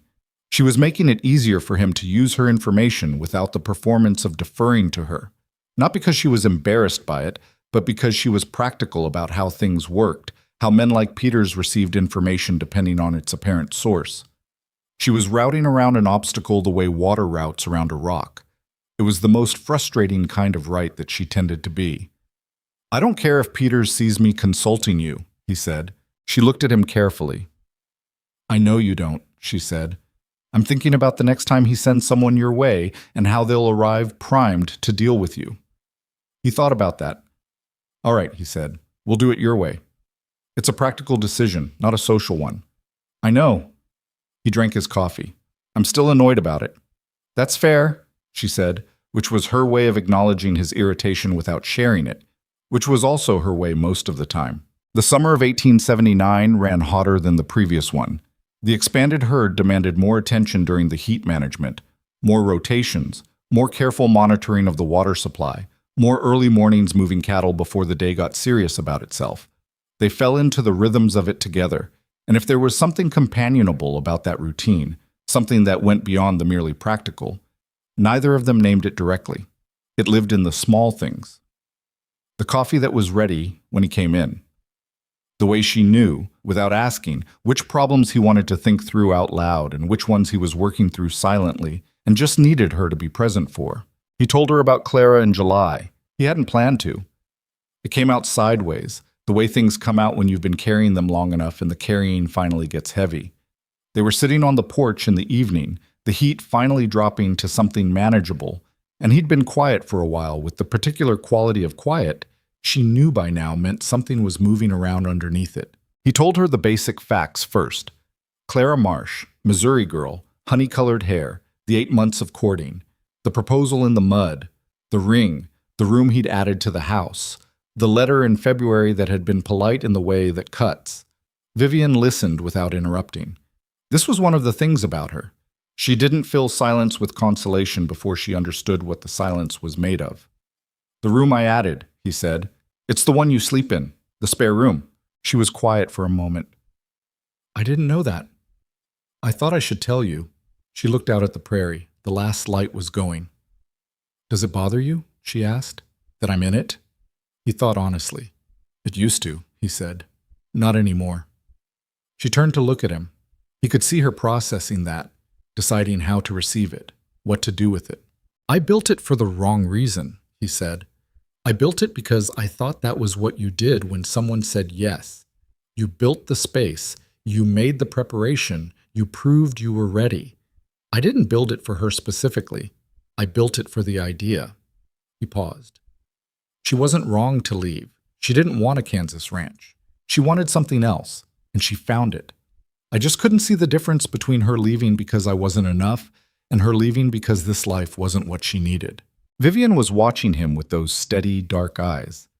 How long did it take you to figure that out? Longer than it should have. And now? He looked at the field. Now I think she did us both a favor, he said, though I couldn't have said that a year ago.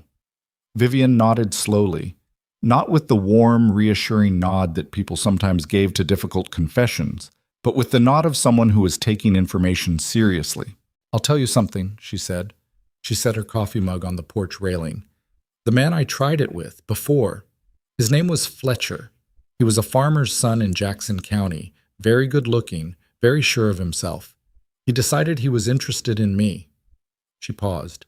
I think he liked the idea of me more than the reality of me. The reality of me requires some tolerance. I've noticed, Elias said. She gave him a dry look. He proposed after 4 months. I said yes because I thought I was supposed to, not because I'd thought about it clearly. She looked at the prairie. We had 6 weeks between the engagement and the day I called it off. 6 weeks of him explaining things to me I already knew and talking over things I said and assuming that I'd simply stop being the way I was once we were settled. She paused. I didn't call it off gracefully. We had a very loud conversation in his mother's kitchen about whether I'd actually said what I'd said at a town meeting about the County Water Commission, which I had, and whether it was appropriate, which it was, and he said some things about how a wife conducts herself in public that I disagreed with quite specifically. What did you say? I said I'd rather conduct myself appropriately alone than inappropriately married. She picked up her mug. And then I left his mother's kitchen, which was the correct decision even if it wasn't the polite one. Elias was quiet for a moment. He let you go? He was relieved, she said. I think he'd been hoping I'd leave for 2 of those 6 weeks and didn't know how to arrange it himself. Elias thought about Fletcher, this man he'd never met in Missouri, who had not known what he had when he had it. His loss, he said. Vivian looked at him. Something shifted slightly in her expression. Yes, she said. I think so too. It was the most direct either of them had come to saying something that mattered in exactly the way it meant. They both seemed to notice it at the same time. Vivian looked back at the darkening prairie. Elias looked at his coffee. The night insects started up around them, the full summer sound, and the stars came out above the flat horizon in their overwhelming numbers. The trouble started in August. It started small, the way the worst troubles do. A missed count in the east pasture, 3 steers short at the evening tally. Elias assumed he'd miscounted. He went back in the morning and counted again, still short by 3.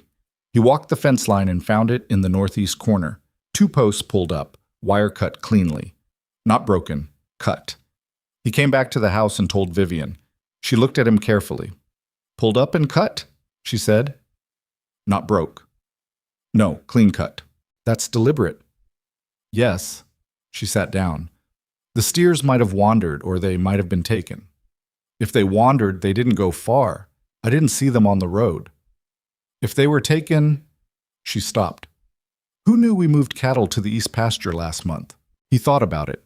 The answer was anyone who'd come by the ranch in the last 6 weeks, which was not a short list. Peters and 2 men Peters had sent. Dale Pruitt, a feed supplier from town. Robert Cale, who'd come back with a revised offer on the South 40 in late June, which Vivian had declined to his face with the same calm numerical precision she'd used the first time. And Cale had ridden away with considerably less surface dignity than he'd arrived with. Cale came by when I moved them, Elias said. Vivian was quiet. We don't know it's Cale. No. But the fence line is on the side closest to his county. Yes. She stood up. You need to ride that boundary and see if you can track them. I'll go north and check the creek area. She was already moving toward the door. If someone ran them off, they'd have had to move them somewhere. He put a hand on her arm. I'll ride the boundary. You stay. She turned and looked at him. I know the east pasture better than you do. I've been doing the water rotations there all summer. He knew this. He also knew it was a fence line that had been deliberately cut, which meant a person who'd deliberately cut it, and he didn't want her on that boundary alone. Come with me then, he said. Both of us. She read his face. All right, she said, without making an issue of what she'd understood. They found the steers 2 miles out, in a low ravine on the edge of a neighbor's unfenced land.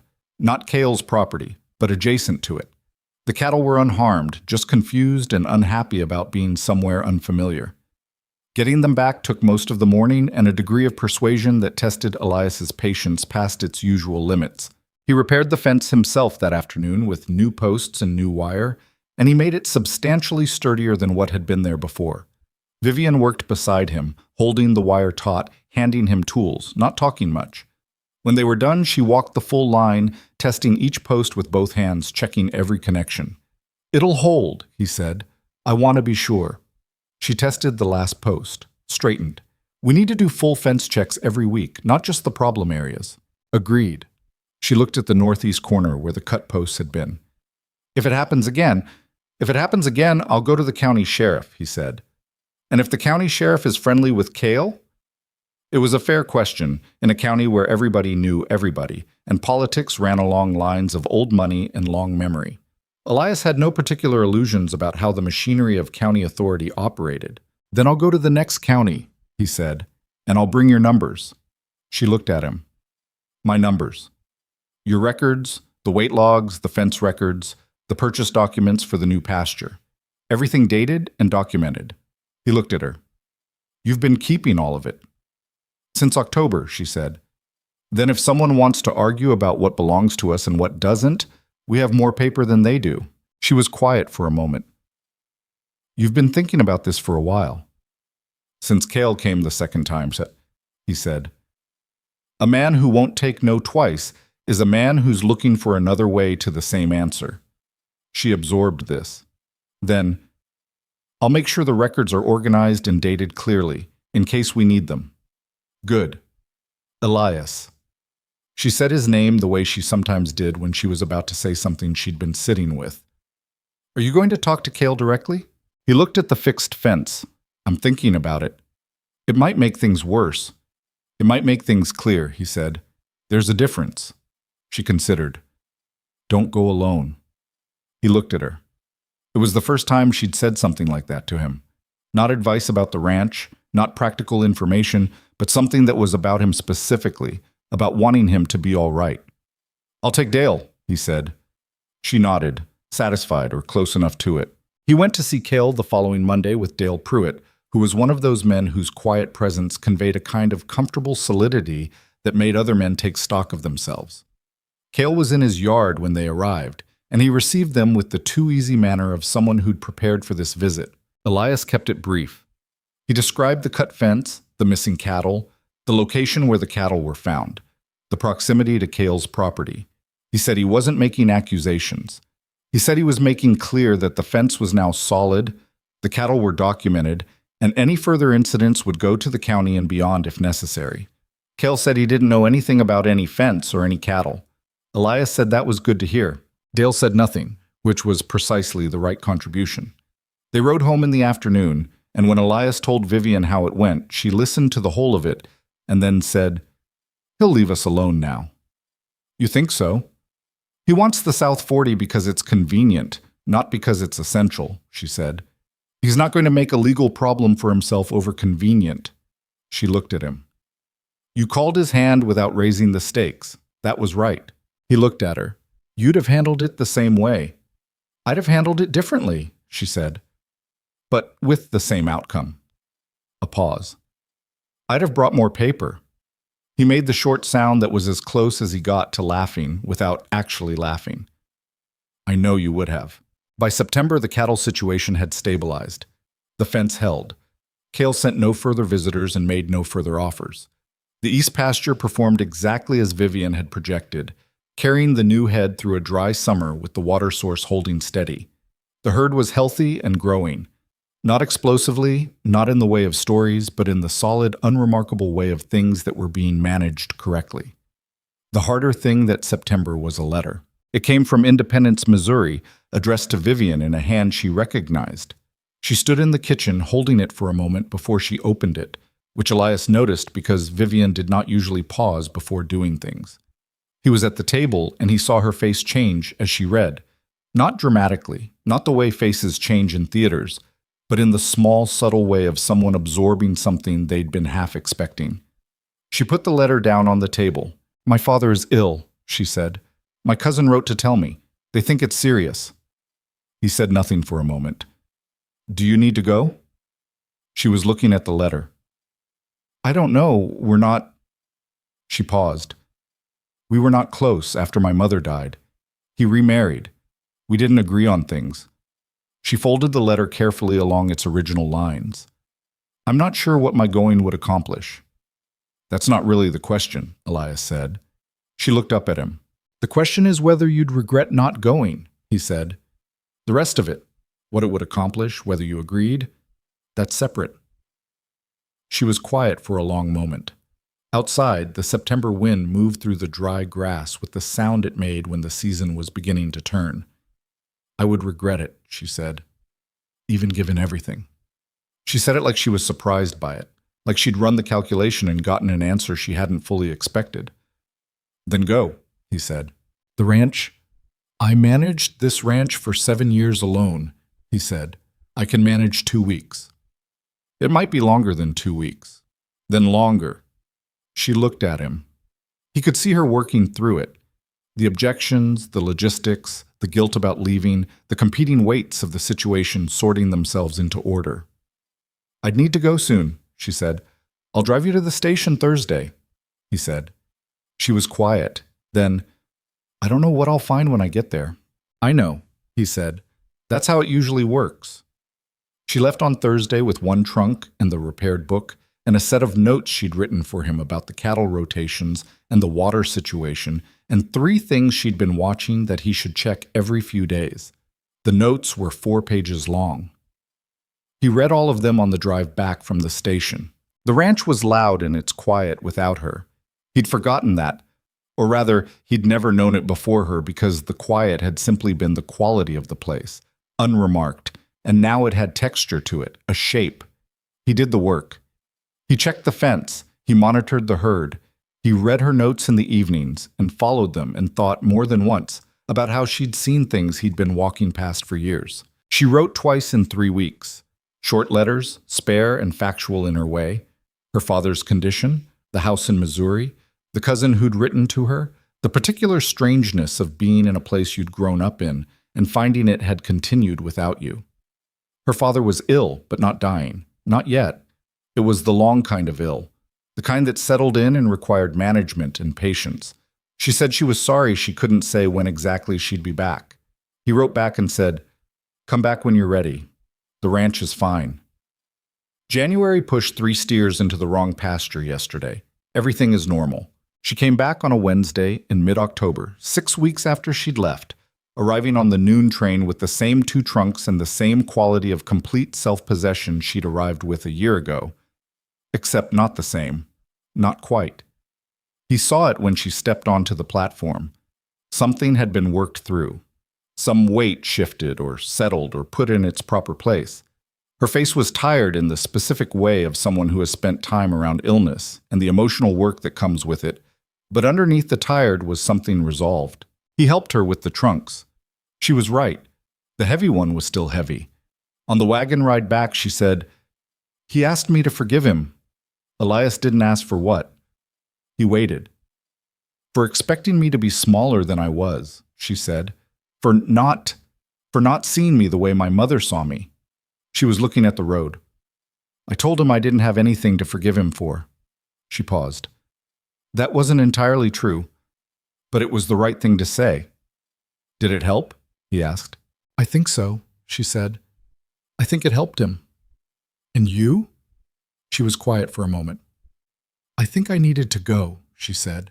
"I needed to see that I hadn't left anything unfinished, that I'd made the right choices." She looked at him. "I made the right choices." He held her gaze for a moment. "Yes," he said. "You did." She looked back at the road. The prairie rolled around them in the October light. The rust and amber of the turning season. The grass gone golden. The sky that particular shade of blue that Kansas reserved for fall days when everything was ending and beginning at the same time. "Tell me about January," she said. "She's a menace," he said. "A healthy, thriving menace." "That's my girl," Vivian said almost to herself. He looked at her profile against the autumn prairie, at the woman who had come off a different train on a different spring day and had not been what he'd asked for, and had turned out to be something he'd never have known how to ask for. Who had held a lantern in a blizzard and turned away a land buyer with a ledger and walked a fence line at dawn and sat beside him in a frozen barn and put her hand over his on a map in April and gone 6 weeks to Missouri and come back. He was going to say something true to her soon. He could feel the shape of it, getting closer. He wasn't there yet, but he was closer than he'd ever been. The wagon moved through the October afternoon, and the ranch waited ahead of them at the end of the road, and somewhere in the east pasture, January was probably causing a problem for 3 different animals who'd done nothing to deserve it. He was all right with that. He was beginning to understand. More than all right. He was home. He said it on a Thursday evening in November, 2 years almost to the day from the night he'd written the letter. Not planned. He hadn't rehearsed it or chosen the setting or waited for the right moment the way people in stories wait for the right moment. It happened the way most true things happened in his life. In the middle of something ordinary, without warning, because the carrying of it had finally outweighed the not saying of it. They were in the barn. The temperature had dropped hard that week, first real cold of the season, and he'd been checking the water lines before dark to make sure nothing was freezing up. Vivian was there doing the evening count, moving through the stalls with her lantern and her quiet efficiency, and the barn smelled of hay and animals, and the cold coming in at the edges, and he was on his knees looking at a pipe fitting when he just said it. "I love you." He said it to the pipe fitting, more or less, or to the middle distance. He wasn't looking at her when it came out. The barn went quiet in the specific way of a space where someone has just said something that changes the air. He heard her stop moving. He sat back on his heels and looked at her. She was standing 2 stalls down with the lantern, and she was looking at him with an expression he'd never seen on her face before. Not the steady assessor's look, not the almost smile, not the particular focus she gave to problems. Something more open than any of those. Something that looked, on Vivian Hart, like being caught off guard, which he would have said was nearly impossible. I'm not good at saying things like that," he said. I've been not saying it for about 8 months because I couldn't find the right way in, and then I decided maybe there wasn't a right way in, and I should just say it. She was still looking at him. You don't have to, he started. I love you too, she said. Flat and direct. The way she said everything that mattered. No decoration, no approach, just the thing itself. He looked at her. I've been not saying it because you seemed like you weren't ready to hear it, she said. And I didn't want to put something on you that you'd feel obligated to respond to before you meant it. He stood up. His knees were cold from the barn floor. You were waiting for me. I was waiting for you, she confirmed. How long? She thought about it honestly, which was the only way she thought about anything. February, she said. The Tuesday you told me about Corbett Patterson's bull. He stared at her. That was 9 months ago. I know. You waited 9 months. You needed the time, she said, without any particular judgment in it. You weren't someone who could be rushed into a thing like that. I knew that. She paused. I'm patient when the situation warrants it. He crossed the 2 stalls between them and stood in front of her, and she looked up at him. That level, dark-eyed look that had unsettled him the first day on the platform, and now was the thing he most wanted to come home to. He put his hand against her face, which was something he'd never done before, and she held very still. 9 months, he said again. You're worth being patient for, she said. Mostly. He kissed her then. It wasn't graceful. He was cold, and she was holding a lantern, and there was a cow making an opinion known 2 stalls over. But it was real, the way everything between them had always been real rather than graceful, and that was worth considerably more. The winter that followed was the first one Elias Boone had gone into without bracing himself. He'd always thought of winter as something to be survived, endured, pushed through until March opened that door again. He'd been right that it was hard, and he'd been right that it was long, and he'd been right about February. What he hadn't accounted for was what it felt like to be cold and tired at the end of a brutal day, and come through the door of a house where someone was present, not just physically present, but there, fully and without reservation. Where supper was on, and the lamp was lit, and Vivian was at the table or by the stove, and she'd look up when he came in with those dark eyes and say something specific and real, never just how was your day? Because she always already knew the shape of his day and was interested in the particular details that had happened inside it. He was not suddenly easy about things. That would be too clean a way to describe it. He still went quiet when something got hard. He still had his bad days. The ones where the accumulated weight of the work and the isolation and the flat gray winter sky pressed in more than he had room for. He wasn't a man transformed. He was a man who was learning, slowly and imperfectly, that you could let someone see the full inventory of you without it costing you the thing you'd been most afraid to lose. What he lost instead was the particular loneliness that had been so constant. He'd stopped recognizing it as loneliness and had started thinking of it as simply his nature. Vivian had her own hard days. He understood them better now, the ones where the isolation accumulated and the distance from any place that had history for her felt like something physical. She still woke at 3 a.m. sometimes, and he'd find her at the kitchen table, not doing anything, just sitting with her coffee in the dark. He'd pour his own coffee and sit with her, and they wouldn't always talk. Sometimes they'd sit in the dark kitchen for an hour before she said whatever needed saying, or before it became clear that nothing needed saying, that what was required was just the simple presence of another person in the dark. He thought that might have been the truest thing they'd worked out between them. Not the fence lines or the cattle figures or the negotiations or the blizzard, though all of that mattered, but the willingness to sit in the dark kitchen at 3 a.m. and not require anything of each other. The willingness to be present without the performance of it. Spring came. It always did, in Kansas, after you'd almost stopped believing it would. The grass came back. The cattle went out to the expanded pasture. January, fully grown now, and magnificent in the particular way of animals who had survived something difficult and knew it, established herself as the undisputed authority of the East pasture with a decisiveness that impressed even Vivian, who had predicted it. I told you she'd sort herself out, Elias said. You said she'd sort herself out, Vivian said. You didn't say she'd reorganize everyone else while she was at it. Same outcome, he said. Not the same process, she said, but she was watching January with something close to affection, And he watched Vivian watch her and felt the particular contentment of a man who has more good things in his life than he'd thought to ask for. They had a daughter in October of 1880, which arrived as a fact rather than a plan, life on a ranch being the kind of life that doesn't wait for the right moment, only for the actual moment. The birth was long and difficult, and the doctor came from town, and Elias spent 4 hours in the barn in the cold, doing things that needed doing because he couldn't stand being in the house while something was happening that he couldn't fix. When it was over and the doctor came out and told him everything was all right, he stood in the yard for a long moment before he went in. Vivian was tired in a way he'd never seen her, past the bone-level tired of a long, cold day, past any tiredness he had reference for. But she was looking at the infant in her arms with the same expression she'd worn in the blizzard barn, watching January take her first breaths, that open, unmanaged thing that came through when something bypassed all her considerable defenses. He sat on the edge of the bed. "She's healthy," Vivian said. "The doctor said she's healthy." "I know. He told me. She was very loud about being born." "I heard," he said. "From the barn." She looked at him then. "From the barn," she said. "Elias." "I know." "You could have—" "I know," he said. "I needed somewhere to be." She was quiet for a moment. Then, "I needed you in the barn," she said, "knowing you were there." He looked at her. He looked at the child, small and impossible, the way all new things were before you grew accustomed to their reality. "What do we call her?" he asked. Vivian looked down at the infant. "Eleanor," she said, "after my mother." He hadn't known his mother-in-law's name.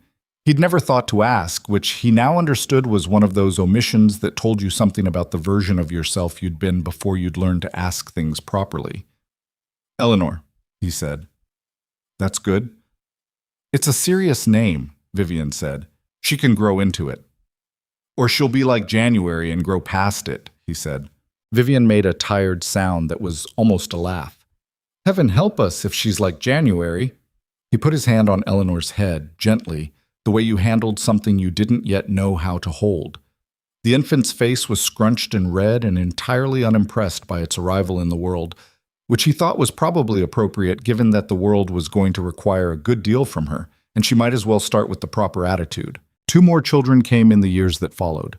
A boy they named William, who had Vivian's eyes and Elias's stubbornness in a combination that nobody was ready for. And another girl, Ruth, who arrived in 1884 and immediately became the most easygoing person on the property, which everyone agreed she must have gotten from somewhere else entirely, since it wasn't evident on either side of the family. The ranch grew, not in the way that stories described growth, not dramatically, not through some single transformative moment. It grew the way things grew under proper management, year by year, one good decision following another, with setbacks and recoveries, and years that were harder than expected and years that were better. They bought another parcel in 1882, a smaller one to the north that filled a gap in the grazing rotation. They improved the root cellar, finally, properly, the way Vivian had been thinking about since the second week. They replaced the barn roof in 1883 before it failed, which was the kind of preventive maintenance that Elias had always known about in principle and consistently underperformed in practice until Vivian put it on a schedule. The neighbors learned, over time, what Caldwell County had in the Boone Ranch. They learned that Vivian Boone was the person to ask when you had a cattle health question you couldn't answer, and they learned that she'd tell you the truth about it, even if the truth wasn't what you wanted to hear. They learned that Elias Boone had grown into the kind of rancher who made other ranchers look at their own operations and find them wanting. Not because he outspent them or outmaneuvered them, but because the quality of the attention he and Vivian brought to every aspect of the work was simply different from what most people brought. Margaret Pruitt, who by 1883 had become Vivian's closest friend in the way that people become friends when they respect each other enough to disagree freely, once asked Vivian how they'd managed it. The expansion, the quality of the herd, the whole of what the ranch had become. Vivian thought about it for a moment. "We don't pretend," she said. "When something is wrong, we say it's wrong. When something needs doing, we do it. When I don't know something, I say so. And when Elias doesn't know something, he says so, which took longer to get to, but we got there." She paused. "And we do the things nobody wants to do before they become disasters." Margaret considered this. "That's very practical." It is, Vivian agreed. Love is partly practical. I think people forget that. Margaret repeated this to Dale, who said it sounded like something Vivian Boone would say, which was true, and also that she wasn't wrong, which was also true, and Dale Pruitt was smarter than he usually let on. Elias asked the same question by different people over the years. Other ranchers, younger men starting out, people who came to look at what the Boone operation had built and wondered how, always gave a shorter answer. He said, "I married someone smarter than me and I learned to listen." This was offered as plainly as he said everything, without false modesty, and the people who heard it understood correctly that it was not self-deprecation but precision. He wasn't saying he was stupid, he was saying that Vivian was exceptional, and that he'd been fortunate enough, or finally clear-eyed enough, to recognize that exceptional was what he needed, and to be useful to it rather than threatened by it. He thought sometimes about the letter. Not often. He wasn't a man who spent much time with the past when the present was this full. But sometimes, in the evenings, when the house had the particular weighted quiet of children finally asleep and the day's work done, he'd think about the man who'd sat at this table with a cold cup of coffee and a pen and had written that he wanted a plain wife, a safe wife, someone who would ask nothing of him and would stay. He understood that man. He didn't dislike him, but he was grateful, with a completeness that didn't need expressing to anyone, that the universe had chosen to ignore his specifications. Vivian was not plain. He understood now that the word had never meant what he'd thought it meant, that what he'd been asking for was a woman without power over him, as though power were the problem rather than what you did with it. He'd been afraid of what love could cost you, and he'd tried to engineer a version of companionship that didn't have that cost built in, and it would have been a poverty he'd have lived in without ever fully knowing what he was missing. What he'd gotten instead was someone who cost him something every day. Not in the cruel sense, but in the sense that being with someone real always costs you something, asks something, requires you to show up at the level that the other person is showing up at. Vivian demanded that of him, not consciously, not as a requirement, she stated, but simply by being who she was. Her consistency made his best efforts necessary. Her honesty made his own dishonesty with himself increasingly untenable. Her courage, that particular quality he'd first seen in a frozen barn with a lantern, made his fear seem like something he could afford to put down. He put it down. Gradually. Without ceremony. The way you put down something heavy when you finally carried it far enough. On a November evening, 2 years to the day, near enough from when he'd written the letter, and exactly 1 year from when he'd said the true thing in the barn, he was sitting on the porch after supper. The children were inside with Vivian, the three of them creating the specific kind of noise that a house made when small people were engaged in the important work of refusing to sleep. The air was cold and clear, and the stars were doing what Kansas stars always did, which was to be overwhelming about it. Vivian came out and handed him a cup of coffee and sat beside him. "Eleanor bit William," she said. "Again?" He took her blanket. "That's fair then." I told her it wasn't an appropriate response. She sipped her coffee. "I'm not sure I believe that, but it seems like the right position to take." He almost smiled, the real kind. "You're a good mother." She turned to look at him. "I'm an adequate mother. I lose patience with them more than I should." "You're honest with them," he said. "That's better than adequate." She held his gaze for a moment. Then she looked back at the stars. "I've been thinking," she said. "About what?" "About that letter you wrote," she said. "The one to the agency." He was quiet. "You asked for plain," she said. "Unremarkable. Someone with no illusions." She turned her coffee cup in her hands. "I've thought about it a fair amount over the years. What it would have been like if you'd gotten what you asked for. If the agency had found you someone who genuinely was what you described." "I think she would have left," he said, "when the first hard winter came." "Maybe," Vivian said. "Or maybe she'd have stayed and been miserable. Or stayed and been fine. I don't know." She paused. "What I know is that you asked for the wrong thing, and it worked out." "It worked out because of you," he said. She shook her head slightly. "It worked out because of both of us. You did the harder thing." He looked at her. "What harder thing?" "You changed your mind," she said. "You decided a thing about yourself and about what you needed, and you held it very tightly, and then you let it go. That's harder than it sounds." She looked at the stars. "Most people never manage it. He sat with that for a moment. It was true. He knew it was true. The changing of his mind had not been a single moment. It had been October. And the ledger on the kitchen table, and February in the dark, and the lantern in the blizzard, and April, and the map, and 9 months of her waiting while he got there. And finally, a Thursday evening, and a pipe fitting, and the thing he'd been carrying that had gotten too heavy not to say. All of it together. Not a revelation. An accumulation. The stars did their overwhelming thing above the flat Kansas horizon. The cold settled in around them, the good kind of cold when you're warm enough and have somewhere to be. Inside, the children had apparently resolved their conflict because the noise shifted from dispute to the particular sound of children being read to. Vivian's voice probably, the measured cadence of it audible even through the walls. He reached over and took her hand. She let him, which she always did now, without the stillness of someone unaccustomed to it. Her hand was cold and capable and had held a lantern steady in a blizzard and turned the pages of too many books and written 4 pages to a stranger on a train and done 1,000 days of real, unglamorous work, and he held it the way you held something that had weight. "Ask me again," she said. "What you needed." He looked at her profile against the dark sky. "This," he said. "I needed this." She turned to look at him. In the lamplight coming through the window, her face was the face he'd been looking at for 2 years. The face he'd once tried to file under plain and unremarkable because he'd needed her to be those things, and that had been the most incorrect assessment he'd ever made of anything. "That's a better answer than the letter," she said. "I've had more practice," he said. She almost smiled. Then she looked back at the stars. They sat there together in the cold November dark. 2 imperfect people who had found each other through a strange, practical letter, and a 4-page response, and a train, and a winter, and a blizzard, and a frozen barn, and 9 months of one person waiting for another to get where he needed to be.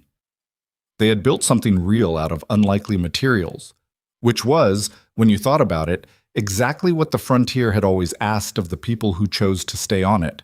Not perfection, not the clean, easy version, just 2 people willing to do the hard work of actually seeing each other, every day, without flinching. That was enough.